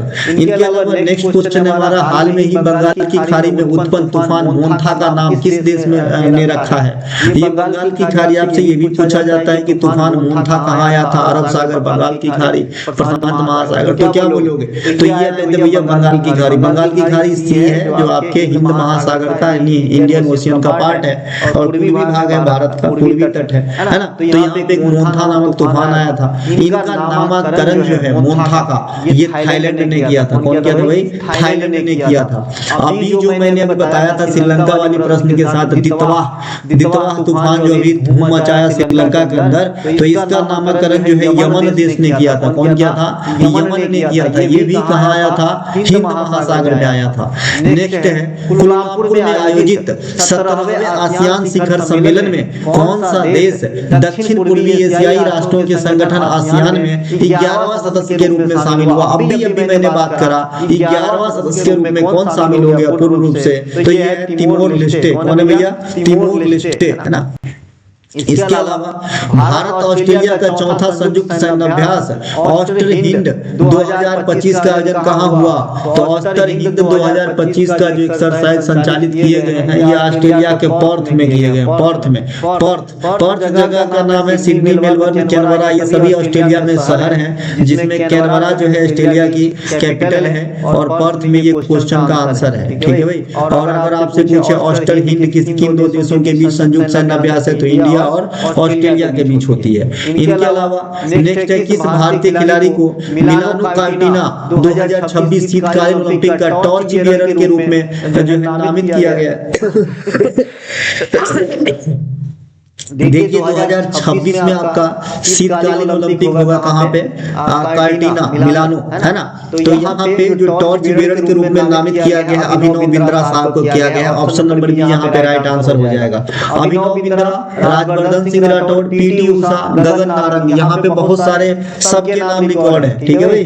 अभिनव बिंद्रा के नाम क्या रिकॉर्ड है भाई? कि भाई ओलंपिक, ग्रीष्मकालीन ओलंपिक के इतिहास में इन्होंने सबसे पहले कारनामा किया 2008 में कि भाई कोई भी भारतीय खिलाड़ी ने पहली बार व्यक्तिगत रूप से गोल्ड मेडल जीता है ना। तो अभिनव बिंद्रा साहब 2008 में शूटिंग में चीन में वो ओलंपिक हो रहा था, तो वहां पे जो है भारत को गोल्ड मेडल व्यक्तिगत रूप से दिलाया है। राजवर्धन सिंह राठौर जो है 2004 में, कब 2004 में भारत को व्यक्तिगत रूप से सिल्वर मेडल दिलाए थे। और ये ओलंपिक कहाँ पे हो रहे थे, तो ये आपके एथेंस में हो रहा था। कहाँ पे हो रहा था? एथेंस के अंदर हो रहा था। पीटी उषा के नाम भी अपने आप में रिकॉर्ड है ना। और इसके बाद मैंने बताया था कि 2023 में जितना समय लेके इन्होंने दूरी को तय किया था, उतना ही समय लेके एक और महिला खिलाड़ी ने दूरी को तय किया। तो ये भी एक संयोग है, 2023 में इनके रिकॉर्ड की बराबरी किया। और वर्तमान में पीटी उषा जो है इंडियन ओलंपिक कमेटी के अंदर अध्यक्ष के तौर पे काम करती है। ठीक है भाई, ये ध्यान रखेंगे। तो शीतकालीन ओलंपिक 2026 कहाँ पे होगा? कोर्टिना में होगा। इनके अलावा हाल में ही इंडियन क्रिकेटर्स एसोसिएशन की पहली महिला अध्यक्ष किसे नियुक्त किया गया है? इंडियन क्रिकेटर एसोसिएशन की पहली महिला अध्यक्ष शांता रंगास्वामी को नियुक्त किया गया है। मैंने कहा था कि भारत के अंतर्राष्ट्रीय स्तर पे क्रिकेट टीम की पहली महिला क्रिकेट टीम की कप्तान कौन थी भैया? शांता रंगास्वामी। तो इन्हें जो है ये वाला इंडियन क्रिकेट एसोसिएशन की पहली महिला अध्यक्ष के तौर पे चुना गया है। अब यहाँ पे महिला क्रिकेट टीम के जो वर्तमान में मुख्य उनका नाम है अमोल मजूमदार, है ना। अमोल मजूमदार। यही पे एक चीज और याद रख लेना, बीसीसीआई के नए अध्यक्ष बन गए हैं मिन्हास जी, है ना। मिन्हास, है ना, इनका नाम है मिन्हास। ठीक है भाई। बीसीसीआई जो पहले आपका क्या थे भैया, उनका नाम क्या है? रोजर बिनी के स्थान पे मिन्हास साहब आए। ठीक है। इनके अलावा नेक्स्ट है हमारा, अच्छा, बीसीसीआई के जो आपके ये हैं सचिव, वो जय शाह जब बन गए थे, हटे थे ना, तो जय शाह के जगह पे आ गए थे देवजीत सैकिया साहब। तो इन्हें भी ध्यान रखेंगे। बीसीसीआई के जो सचिव हैं वो देवजीत सैकिया साहब है। देवजीत सैकिया, एक देवजानी चलिहा नृत्यांगना भी है, ये देवजीत सैकिया है। ठीक है। इनके अलावा भारतीय तटरक्षक बल ने गोवा शिपयार्ड लिमिटेड में किन दो उन्नत फास्ट पेट्रोल वेसल्स का जलावतरण किया है? तो ये अजीत और अपराजित इसका आंसर होगा। ये इंडियन कोस्टल गार्ड के द्वारा जो है जलावतरित किए गए हैं, है ना। इनके अलावा नेक्स्ट है कि हाल में ही किस भारतीय सेना में लेफ्टिनेंट कर्नल की मानद उपाधि प्रदान की गई है? भारतीय सेना में लेफ्टिनेंट कर्नल की मानद उपाधि अभी वर्तमान में नीरज चोपड़ा को दिया गया है। नीरज चोपड़ा को दिया गया है। नीरज चोपड़ा को क्या कहा जाता है? जिस प्रकार से पीटी उषा को गोल्डन गर्ल कहा जाता है, इसी प्रकार से इन्हें गोल्डन बॉय कहा जाता है ना। गोल्डन बॉय कहा जाता है नीरज चोपड़ा को। नीरज चोपड़ा टोक्यो ओलंपिक 2020 में, जो 2021 में एक्चुअली करवाया गया था, तो वहां पे भाला फेंक के अंदर भारत को गोल्ड मेडल दिलाया था। ठीक है। और इस प्रकार से अभिनव बिंद्रा के बाद व्यक्तिगत गोल्ड मेडल जीतने वाले सेकेंड भारतीय थे नीरज चोपड़ा जी। ठीक है। इनके अलावा सुनील छेत्री जी फुटबॉल महान फुटबॉलर है इंडिया के। अभी कल या परसों जो मेसी साहब आए थे, तो सुनील छेत्री साहब और मेसी साहब दोनों एक दूसरे से मिले, बहुत अच्छी बात है। इनके अलावा कॉमनवेल्थ गेम 2030 की मेजबानी का अधिकार किसे मिला है? कॉमनवेल्थ गेम्स 2030 भारत में होंगे, लेकिन यहाँ पे भारत के 2 शहर का नाम है, तो दिल्ली में न कराकर ये अहमदाबाद में कराया जाएंगे। तो ऑप्शन नंबर बी यहाँ पे राइट आंसर हो जाएगा। आपसे पूछा जाए कॉमनवेल्थ पहली बार कब हुआ था भारत में, तो 2010 दिल्ली में कराया गया था। अब 2030 में यानी 20 साल बाद अहमदाबाद में कराए जाएंगे। कॉमनवेल्थ गेम को पहले ब्रिटिश एम्पायर गेम कहा जाता था और इसकी शुरुआत 1930 में हैमिल्टन कनाडा से हुआ था। इस गेम में सिर्फ वही देश पार्टिसिपेट करते हैं, कुछ अपवाद के इतर सोचे तो, जो कभी न कभी ब्रिटेन के अधीन रह चुका है। ठीक है भाई। तो ये सब कुछ बात आपको रखना है। नेक्स्ट क्वेश्चन है हमारा, अच्छा, एशियाई खेल भी दिल्ली आ गया है, तो एशियाई खेल से पूछा जाता है। एशियाई खेल की शुरुआत जो है 1951 में दिल्ली से ही हुआ था। भारत में 2 बार, एक बार और फिर एशियाई खेल हुआ 1982 में, तो 2 बार हुआ है। आपसे पूछा जाता है कि इंडिया में दोबारा एशियाई खेल कब हुआ, तो 1982 में। नेक्स्ट है हमारा एशियाई खेल को एशियाड भी कहा जाता है, ध्यान रखना। किस देश ने दुनिया की सबसे तेज बुलेट ट्रेन CR 450 का अनावरण किया है? CR सेंट्रल रेलवे 450 नहीं, गलत है। CR का मतलब कुछ और होता होगा, सेंट्रल रेलवे तो नहीं होता है ना, CR का मतलब कुछ और होता होगा, है ना। तो ये आपका जो है चाइना है, चाइना। इसकी एवरेज स्पीड जो है मोर देन 400 किलोमीटर प्रति आवर है। ट्रायल के लिए तो 500 तक पहुंचा दिया था, लेकिन जो एक पूरी दूरी तय करने के बाद जो कैलकुलेशन आता है तो वो एवरेज स्पीड होती है, तो वो 400 से ज्यादा का है इनका मतलब एवरेज, ठीक है भाई। ये ठीक उसी प्रकार से जैसे आप यात्रा करते हैं ट्रेन में, तो कभी कभी ट्रेन तो 100 की स्पीड में भी चलती है, तो इसका मतलब तो ये नहीं कि एवरेज स्पीड है। इसका मतलब अगर 2000 किलोमीटर की यात्रा आप तय कर रहे हैं तो उस हिसाब से तो 20 आवर लगना चाहिए, लेकिन 2000 किलोमीटर की यात्रा तय करने में आपको लग जाता है 42 घंटा। इसका मतलब एवरेज जो है इसका 48 के करीब है, ठीक है। इसके अलावा यूरोपीय संघ की सर्वोच्च मानव अधिकार सर्वोच्च पुरस्कार सखारोव पुरस्कार 2025 से किसे सम्मानित किया गया? सखारोव पुरस्कार, मैं यूरोपीय यूनियन के बारे में बात कर लिया था ऊपर में, और इसी के सबसे सर्वोच्च पुरस्कार है सखारोव पुरस्कार, जो 2025 के लिए किसे दिया गया है? ऑप्शन 4 है मलाला यूसुफजई, एलिस वेलेस्की, व्लादिमीर कारा-मुर्जा। भाई इन तीनों में से किसी को नहीं दिया गया। ये चौथा ऑप्शन जिसे दिया गया उसका नाम लिखना मैं भूल गया हूँ, लेकिन मैं इसका नाम थोड़ा सा बता दूं आपका। इसका नाम बड़ा है, लेकिन मैं शॉर्ट में बता देता हूँ। इसका नाम है आंद्रेज, आंद्रेज और एक आदमी और है, आंद्रेज है और एक है मजिया, है ना, मजिया। ये ऐसा कुछ नाम है इनका, आंद्रेज और मजिया, इनको दिया गया। आप इतना ही याद रख लेना, आपको इनका आधार कार्ड थोड़ी बनवाना है, इनको तो एग्जाम में टिक करना है ना। तो आंद्रेज और मजिया ये दो अलग अलग नाम है जो यूरोपीय संघ के सर्वोच्च पुरस्कार 2025 सखारोव अवार्ड पाए हैं, ठीक है भाई। इनके अलावा भारत द्वारा अंटार्कटिका में बनाए जाने वाले चौथे अनुसंधान स्टेशन का नाम क्या है? तो भारत द्वारा अंटार्कटिका में बनाए जाने वाले चौथे अनुसंधान स्टेशन का नाम जो है ये आपका रहेगा भैया मैत्री सेकंड, मैत्री द्वितीय। तो यहाँ पे ऑप्शन नंबर सी को टिक कर लेंगे। अब यहाँ पर भी थोड़ी सी कहानी है, आपके स्टैटिक वर्जन में अगर पूछा जाए, आपसे पूछा जाता है कि अंटार्कटिका में स्थापित भारत का पहला अनुसंधान केंद्र का नाम क्या था? तो आप कहते हैं भाई दक्षिण गंगोत्री, है ना। क्या कहते हैं? दक्षिण गंगोत्री। ये क्या है? अंटार्कटिका में स्थापित भारत का फर्स्ट अनुसंधान केंद्र। फिर क्या बना? मैत्री। फिर क्या बना? मैत्री। बाद में ये नॉन ऑपरेशनल बन गया था। फिर क्या बना भाई मैत्री के बाद? भारती। तो ये तीन तो थे, अब ये आपके चौथे कौन सा आएंगे? चौथा जो आएंगे मैत्री सेकंड। तो ये कितने नंबर का हो जाएगा? ये 4th नंबर के हो जाएंगे। ये है 3rd नंबर के स्थापित, ये है 2nd नंबर के स्थापित, अब ये है फर्स्ट। ये तो अंटार्कटिका हो गया। एक आपसे पूछा जाता है कि आर्कटिक में, है ना, आर्कटिक आर्कटिक आर्कटिक में स्थापित, सॉरी यहाँ पे ऐसा होगा, आर्कटिका, आर्कटिका होता है इस प्रकार से, आर्कटिका। आर्कटिका में स्थापित भारत का पहला अनुसंधान केंद्र कौन सा है? तो आर्कटिका में स्थापित भारत का पहला और एकमात्र हिमाद्री है। कौन है भाई? हिमाद्री, ठीक है। अब ये बहुत सारे बच्चे इनको और इनको एक ही समझ लेते हैं, बहुत गलत काम करते हो। अंटार्कटिका मतलब ये जो है साउथ पोल के साइड, ये आपका इक्वेटर है इधर वाली पोर्शन को, ठीक है। और आर्कटिक मतलब ये नॉर्थ पोल के साइड इधर वाला। तो इधर जो है भारत का हिमाद्री है, और इधर 4 को हो जाएगा मैत्री 2 को स्थापित होने के बाद, ठीक है भाई। तो इसे ध्यान रख लेना। नेक्स्ट है हमारा, कौन सा राज्य सरकारी और निजी दोनों क्षेत्रों में हर साल 12 दिनों की मासिक धर्म की छुट्टी प्रदान करने वाला भारत का पहला राज्य बन गया? जो महिलाओं गर्ल्स को जो पीरियड होती है उनके लिए 12 दिनों की छुट्टी, चाहे गवर्नमेंट एम्प्लॉय हो चाहे नॉन गवर्नमेंट एम्प्लॉय हो, सबको दिया जाएगा। ये लागू करने वाला देश का जो पहला राज्य बन गया है ये है कर्नाटक। कौन भाई? कर्नाटक, कर्नाटक। यहाँ पे कर्नाटक आंसर हो जाएगा, है ना। करगा कुनीथा नाच यही के है, ज्यादा पूछे जाते हैं, ध्यान रखना। भूतकोला डांस भी यही के है, कंपाला भैंसों की दौड़ भी यही की है। WHO ने किस देश को हेपेटाइटिस बी, HIV और सिफिलिस के मां से बच्चों में संचरण EMTCT को रोकने वाला दुनिया का पहला देश घोषित किया है? तो ये है आपके मालदीव।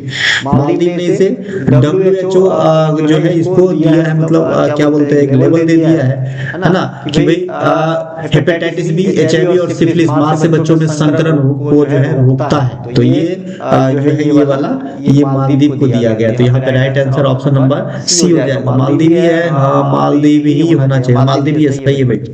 इनके अलावा गूगल ने किसके साथ मिलकर विशाखापत्तनम में अमेरिका के बाद दुनिया का सबसे बड़ा AI data centre, artificial intelligence data centre का जो है स्थापित करने का घोषणा किया है।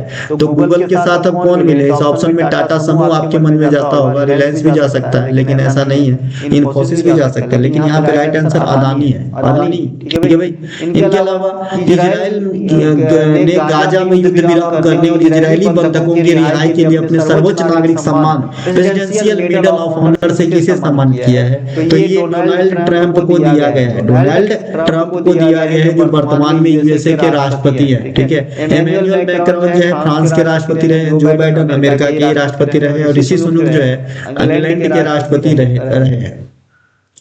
किस देश की मारिया कोरोना मचाडो को लोकतंत्र और शांतिपूर्ण परिवर्तन को बढ़ावा देने के लिए वर्ष 2025 का नोबेल शांति पुरस्कार से सम्मानित किया गया है? तो ये है आपके नोबेल शांति पुरस्कार, बहुत ज्यादा चर्चा में है ये वेनेजुएला बहुत ज्यादा ही चर्चा में है, क्योंकि ये पुरस्कार किसी और के नाम के लिए मतलब हल्ला हो रहा था कि इनको भी मिलेगा, लेकिन ये इन्हें मिला है।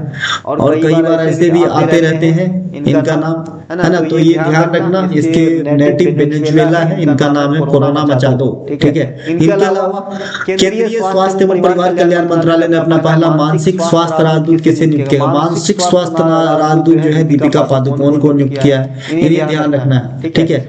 इसके अलावा आयुष्मान खुराना भी राजदूत है, मतलब ब्रांड एम्बेसडर है किसी का। एक सेकंड, आयुष्मान खुराना जो है ना निर्वाचन आयोग भारत सरकार के युवा आइकन है। ठीक है। ओवरऑल आइकन सचिन तेंदुलकर और विकलांग आइकन शीतल देवी है, किसका? चुनाव आयोग का। दिव्यांगजनों का तीसरा अंतर्राष्ट्रीय पर्पल केयर 2025 का आयोजन कहाँ हुआ? पर्पल केयर 2025 का आयोजन जो है ये आपके गोवा में हुआ। कहाँ पे हुआ?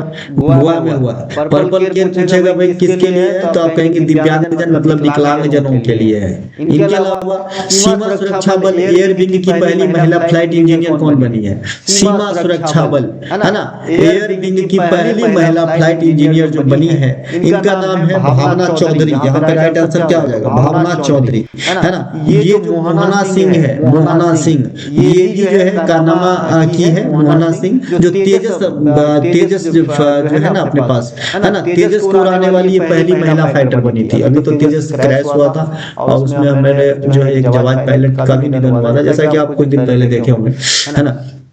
तो मोहना सिंह को ऐसे याद रखेंगे।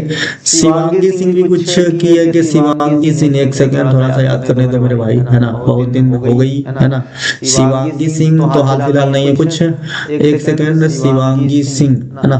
हाँ, शिवांगी सिंह ये भारतीय नौसेना की पहली महिला पायलट थी, है ना। भारतीय नौसेना की पहली महिला पायलट, पहली महिला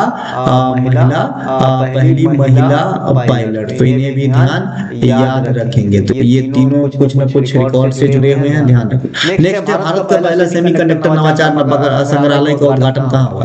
तो सेमीकंडक्टर नवाचार संग्रहालय का उद्घाटन जो है ये आपके हैदराबाद तेलंगाना में हुआ है। ऑप्शन नंबर सी यहाँ पे राइट आंसर हो जाएगा। एक क्वेश्चन यहाँ से पूछा जाता है कि सेमीकंडक्टर नीति अपनाने वाला देश का पहला राज्य कौन सा है? तो सेमीकंडक्टर नीति अपनाने वाला देश का पहला राज्य आपका हो जाएगा गुजरात। कहाँ कौन हो जाएगा? गुजरात। तो इसे भी ध्यान रखेंगे। लेकिन ये जो सेमीकंडक्टर नवाचार संग्रहालय है ये आपके हैदराबाद में स्थापित किए जाएंगे। किस अमेरिकी राज्य ने आधिकारिक तौर पर दिवाली को राजकीय अवकाश घोषित कर दिया है? तो भाई अमेरिका में आप जानते हैं कि दोहरी नागरिकता है, तो राज्य और केंद्र अलग अलग, तो राज्य के हिसाब से भी वहाँ बात होती है। तो अमेरिका का एक राज्य का नाम है, एक राज्य का नाम है भैया कैलिफोर्निया। ये कैलिफोर्निया जो है दिवाली को राजकीय अवकाश यानी छुट्टी देने लगेंगे वहाँ पे। ठीक है भाई। तो यहाँ पे राइट आंसर कैलिफोर्निया हो जाएगा। दिवाली लाइटों का त्योहार है, इंडिया में काफी धूमधाम से मनाई जाती है। लेकिन यहाँ से एक क्वेश्चन आता है कि इंडिया में कौन से जनजाति के लोग दिवाली को शोक के त्योहार के रूप में मनाते हैं? तो आप कहेंगे थारू जनजाति के लोग। थारू जनजाति के लोग दीपावली को शोक के रूप में मनाते हैं, अपने मृतकों को याद करते हैं। ठीक है भाई। इनके अलावा नेक्स्ट गरीब परिवार को वित्तीय सहायता प्रदान करने के लिए अरुणोदय 3.0 योजना किस राज्य में शुरू की गई है? तो जो अरुणोदय योजना है हेमंत बिस्व शर्मा कहाँ की सीएम है? वहीं का है। तो यहाँ पे राइट आंसर असम हो जाएगा। राइट आंसर असम हो जाएगा, इन्हें भी ध्यान रखेंगे। असम के सीएम तो बता दिए, वर्तमान में राज्यपाल कौन है? लक्ष्मण प्रसाद आर्य। कौन है भैया? लक्ष्मण प्रसाद आर्य जो है, आचार्य, माफ कीजिएगा, लक्ष्मण प्रसाद आचार्य इनका नाम है, और ये असम का वर्तमान में राज्यपाल है। बाद बाकी काजीरंगा, मानस, नमेरी, डिब्रू सखोवा, ये सब आपके असम में मिलेंगे। राजीव गांधी, औरंग, ये सब आपके यहीं पे असम में नेशनल पार्क इत्यादि मिलेंगे, है ना। इसके अलावा नेक्स्ट क्वेश्चन है हमारा, है ना, नेक्स्ट है, कौन सा राज्य मदरसा बोर्ड को समाप्त करने वाला भारत का पहला राज्य बन गया है? देखिए, इन्होंने मदरसा बोर्ड को समाप्त करने का फैसला लिया है। ये राज्य का नाम होगा उत्तराखंड। और उत्तराखंड के बारे में हमने पहले क्वेश्चन के माध्यम से ही आपको सभी डिटेल इनके बारे में बता दिया था। तो यहाँ पे सीधे हम आंसर को टिक करते हुए आगे बढ़ जा रहे हैं। नेक्स्ट प्रश्न है, पटना मेट्रो रेल सेवा के पहले चरण के उद्घाटन के साथ बिहार देश का कौन सा मेट्रो राज्य बन गया है? अब देखिए, पटना मेट्रो मतलब बिहार में मेट्रो, पटना मेट्रो चल रही है, तो ये मेट्रो पकड़ के अब कौन कौन से स्टेट में मेट्रो का परिचालन मतलब कौन से क्रमांक का हो गया है, इस प्रकार का प्रश्न आपसे पूछा गया है। तो इसका राइट आंसर 12वां हो जाएगा। यानी बिहार से पहले 11 स्टेट में ऑलरेडी मेट्रो रन करता था, अब बिहार में भी चलेंगे। ठीक है, कोलकाता में बताया था मेट्रो की शुरुआत 1984 से हुआ था, और पहला अंडर वाटर मेट्रो जो अभी हाल फिलहाल यानी पिछले साल इसका उद्घाटन मोदी साहब ने किए थे। तो अंडर वाटर मेट्रो की परिचालन भी जो है ना कोलकाता में किया गया था। ठीक है, नेक्स्ट हमारा, किस परियोजना के तहत सीमा सुरक्षा संगठन बीआरओ ने लद्दाख के बिलंगला दर्रा पर दुनिया की सबसे ऊंची मोटर योग्य सड़क का निर्माण किया है? मोटर योग्य सड़क माने, और एक रेल सड़क होता है, मतलब रेल पुल होती है भाई, है ना। तो यहाँ पे जो है ना बीआरओ सीमा सड़क संगठन के द्वारा जो लद्दाख में मिंगला दर्रा है ना, तो वहाँ पे दुनिया की सबसे ऊंची मोटर चलाने योग्य मतलब जो जैसे आप सड़क जानते हैं वैसे सड़क का निर्माण किया गया है। तो भैया इस प्रोजेक्ट का नाम है प्रोजेक्ट हिमांक, है ना। तो ऑप्शन नंबर बी यहाँ पे राइट आंसर हो जाएगा। लद्दाख के बारे में सब कुछ बता ही दिया था, फिलहाल बीआरओ के बारे में बता देता हूँ। बीआरओ की स्थापना 1960 में हुई थी जवाहरलाल नेहरू के द्वारा। ये काम क्या करता है? ये जो भी सीमावर्ती इलाका है वहाँ पे रोड बनाते हैं, वहाँ पे क्या करते हैं? रोड बनाते हैं, पुल बना सकते हैं, पुल, और इनके मरम्मत इत्यादि का भी काम जो है इन्होंने करना है। मरम्मत का भी काम जो है यानी रख रखाव का काम भी, रख रखाव सही रहेगा, मरम्मत से ज्यादा रख रखाव ठीक रहेगा। तो रख रखाव की जिम्मेवारी भी जो है इन्हीं की है। किसकी? बीआरओ की। कहाँ पर? तटवर्ती इलाका, सीमावर्ती इलाका में। नेक्स्ट हमारा कृषि मंत्री शिवराज सिंह चौहान। कृषि मंत्री शिवराज सिंह चौहान ने बिहार के किस खाद्य पदार्थ को वैश्विक निर्यात घोषित किया है? मगही पान नहीं है, बिहार मखाना है। मखाना में बिहार का एक अलग स्थान है, काफी ज्यादा उत्पादन होता है, और इसे जो है वैश्विक निर्यात की वस्तु बताया है। इनके अलावा विदर्भ ने किसे 93 रन से हराकर तीसरी बार ईरानी कप 2025-26 का खिताब जीता अभी लगातार? तो भैया ये है शेष भारत, रेस्ट ऑफ इंडिया को इन्होंने हराया है। कौन? विदर्भ, है ना। रेस्ट ऑफ इंडिया को हरा करके जो है तीसरी बार ईरानी ट्रॉफी 2025 जीती है।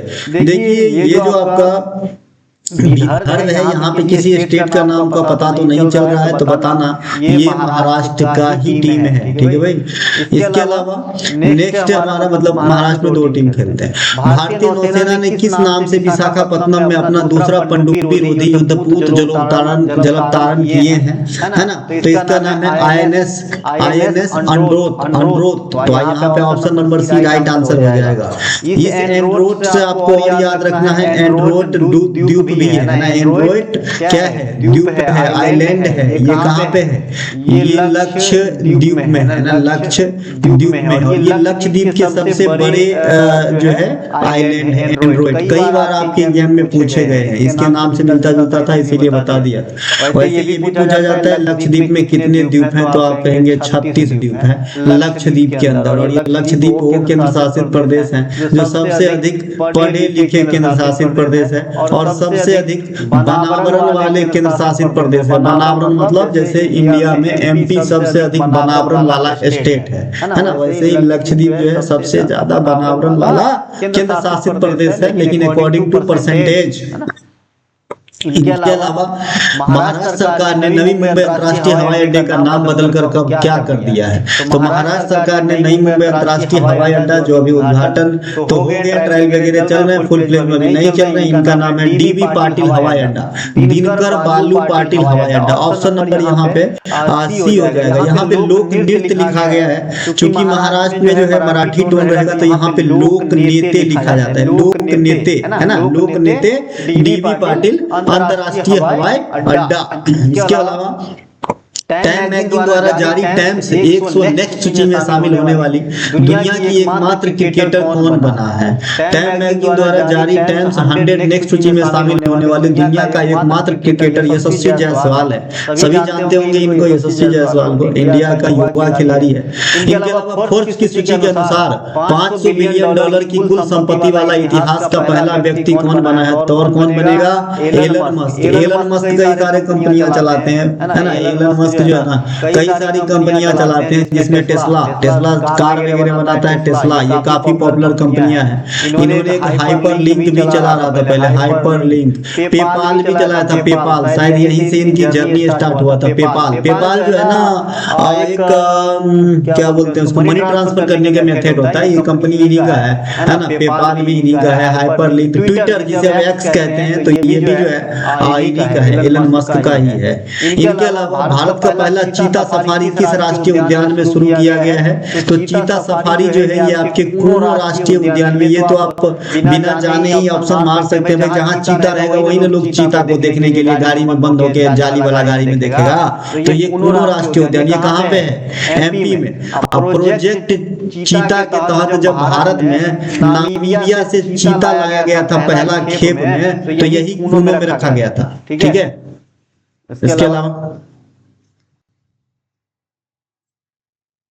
इसके अलावा एयरबस और टाटा ने 125 हेलीकॉप्टर के लिए पहला निजी असेंबली प्लांट कहां स्थापित करने की घोषणा की है?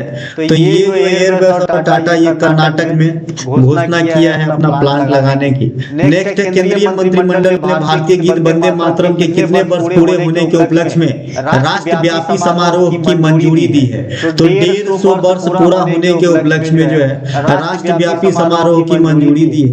ये जो आपका वंदे मातरम है ना, ये जो है 1870 से 75 की ईस्वी मानी जाती है, लेकिन एग्जैक्ट नहीं, तो 1875 से यहाँ पर करके यहाँ पर 150 वर्ष आपको आंसर लगा देना है 2025 में, ठीक है। वंदे मातरम कहाँ से लिया गया है? आनंद मठ से लिया गया, आनंद मठ से लिया गया। वंदे मातरम के राइटर कौन है ना? तो बंकिम चंद्र चटर्जी, ठीक है भाई, ये ध्यान रखेंगे।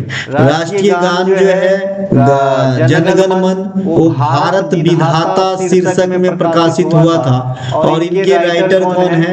रविंद्रनाथ टैगोर या गुरुदेव, ठीक है भाई।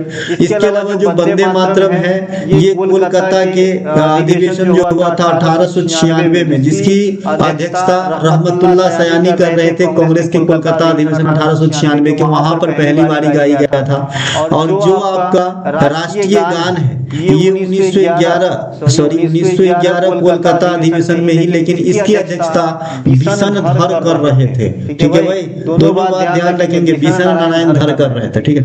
नेक्स्ट है हमारा बाथुकम्मा महोत्सव ने विश्व की सबसे बड़ी पुष्प सज्जा और सबसे बड़े समन्वित महिला नृत्य कार्यक्रम के लिए गिनीज रिकॉर्ड कहां स्थापित किया है? तो ये भाई बाथुकम्मा कहां का होगा? तेलंगाना का। तो यहाँ पे तेलंगाना वाला जगह कौन देख रहा है? हैदराबाद। तो हम हैदराबाद आंसर कर देंगे। बाथुकम्मा जो है और गोनालू जो है, ये बाथुकम्मा जो है देवी गौरी को समर्पित है, और गोनालू जो है देवी काली को समर्पित है। ये दोनों के दोनों त्योहार जो है ना आपके कहाँ पे होते हैं? दोनों के दोनों त्योहार जो है ये आपके कहाँ पे होंगे, तो तेलंगाना के अंदर ही होते हैं। ठीक है मेरे भाई, इसे भी ध्यान रखेंगे। नेक्स्ट क्वेश्चन जो है हमारा, भारत में रोबोट की मदद से किडनी ट्रांसप्लांट करने वाला सरकारी अस्पताल पहला कौन बना है इंडिया में? तो ये एम्स दिल्ली जो है ये किडनी ट्रांसप्लांट करने वाला देश का पहला सरकारी अस्पताल बना है, ये भी ध्यान रखेंगे। नेक्स्ट हमारा कक्षा 6 से 12 के लिए राष्ट्रीय नवाचार प्रतियोगिता विकसित भारत बिल्डथॉन 2025 का शुभारंभ किसने किया है? तो भाई अब शिक्षा वाली बात है तो शिक्षा मंत्रालय करेगा, तो यहाँ पे right answer option number A हो जाएगा, धर्मेंद्र प्रधान के शिक्षा मंत्रालय। ठीक है, शिक्षा मंत्रालय के द्वारा कई सारे योजना चलाए जाते हैं, जिसमें एक नील्प था, नील्प है ना, नील्प योजना, जिसका बदला हुआ नाम बाद में उल्लास हो गया है ना, उल्लास एप्लीकेशन भी है। नीट 2.0 to 3.0 ये सब क्या है, ये शिक्षा मंत्रालय सबकी पहल है ना। प्रधानमंत्री पोषण योजना जो है, मिड डे मील जिसे पहले बोलते थे, तो ये भी आपके क्या है, पीएम पोषण, ये भी शिक्षा मंत्रालय के द्वारा ही है। तो ये सब आपको ध्यान रखना है। नेक्स्ट है कि दरवाजा लगो बेटा, बाबू का आवाज आ रहा है। कौन सा गांव दक्षिण भारत का पहला और देश का दूसरा पूर्णतः सौर ऊर्जा से संचालित गांव बन गया है? देखिए, पूर्णतः सौर ऊर्जा से संचालित पहला गांव जो था इंडिया का, ये था आपका गुजरात के मोढेरा। क्या करूं, बहुत दिक्कतों के बीच आपको पढ़ाता हूं, पढ़ ले भाई, है ना, पढ़ ले।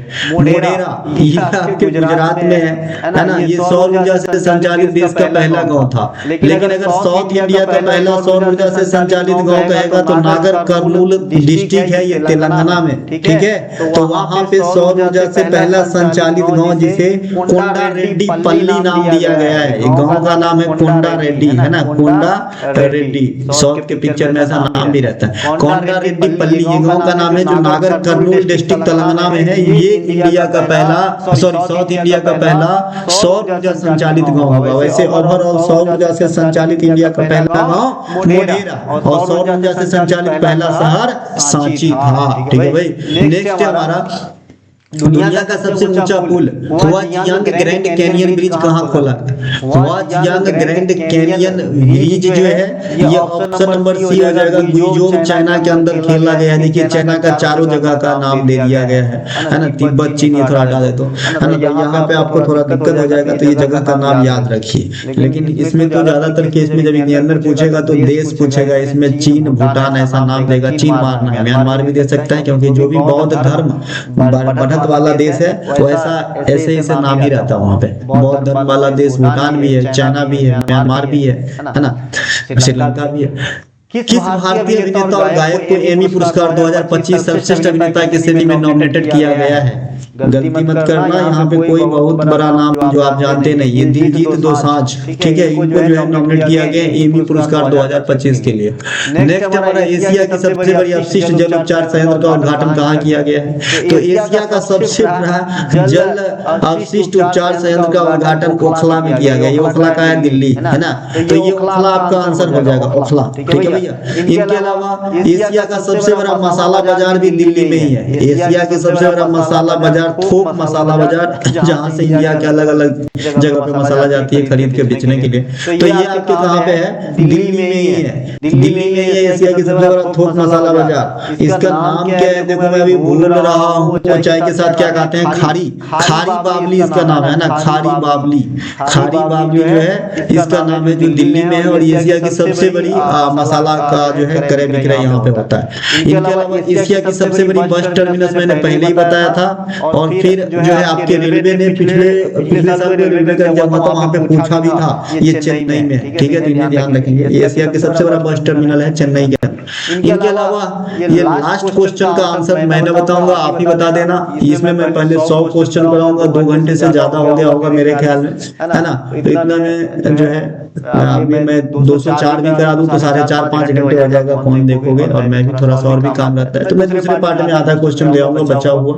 तब तक आप लोग पढ़िए, इस क्वेश्चन का आंसर आप बताइएगा। हम मिलेंगे अगले वीडियो में, तब तक के लिए जय हिंद। हमारा कोई सा भी कंटेंट चाहिए, डिस्क्रिप्शन में दिए गए लिंक पर क्लिक करके व्हाट्सएप मैसेज करके कंटेंट को बाय कर सकते हैं और अपने जर्नी को सुगम बना सकते हैं। बस एक ही बात कहना है, पढ़ो काम का, भले कम पढ़ो। ठीक है भाई, बिना मतलब कि पूरे दिन पढ़ने से कोई फायदा नहीं है। चलिए, जय हिंद।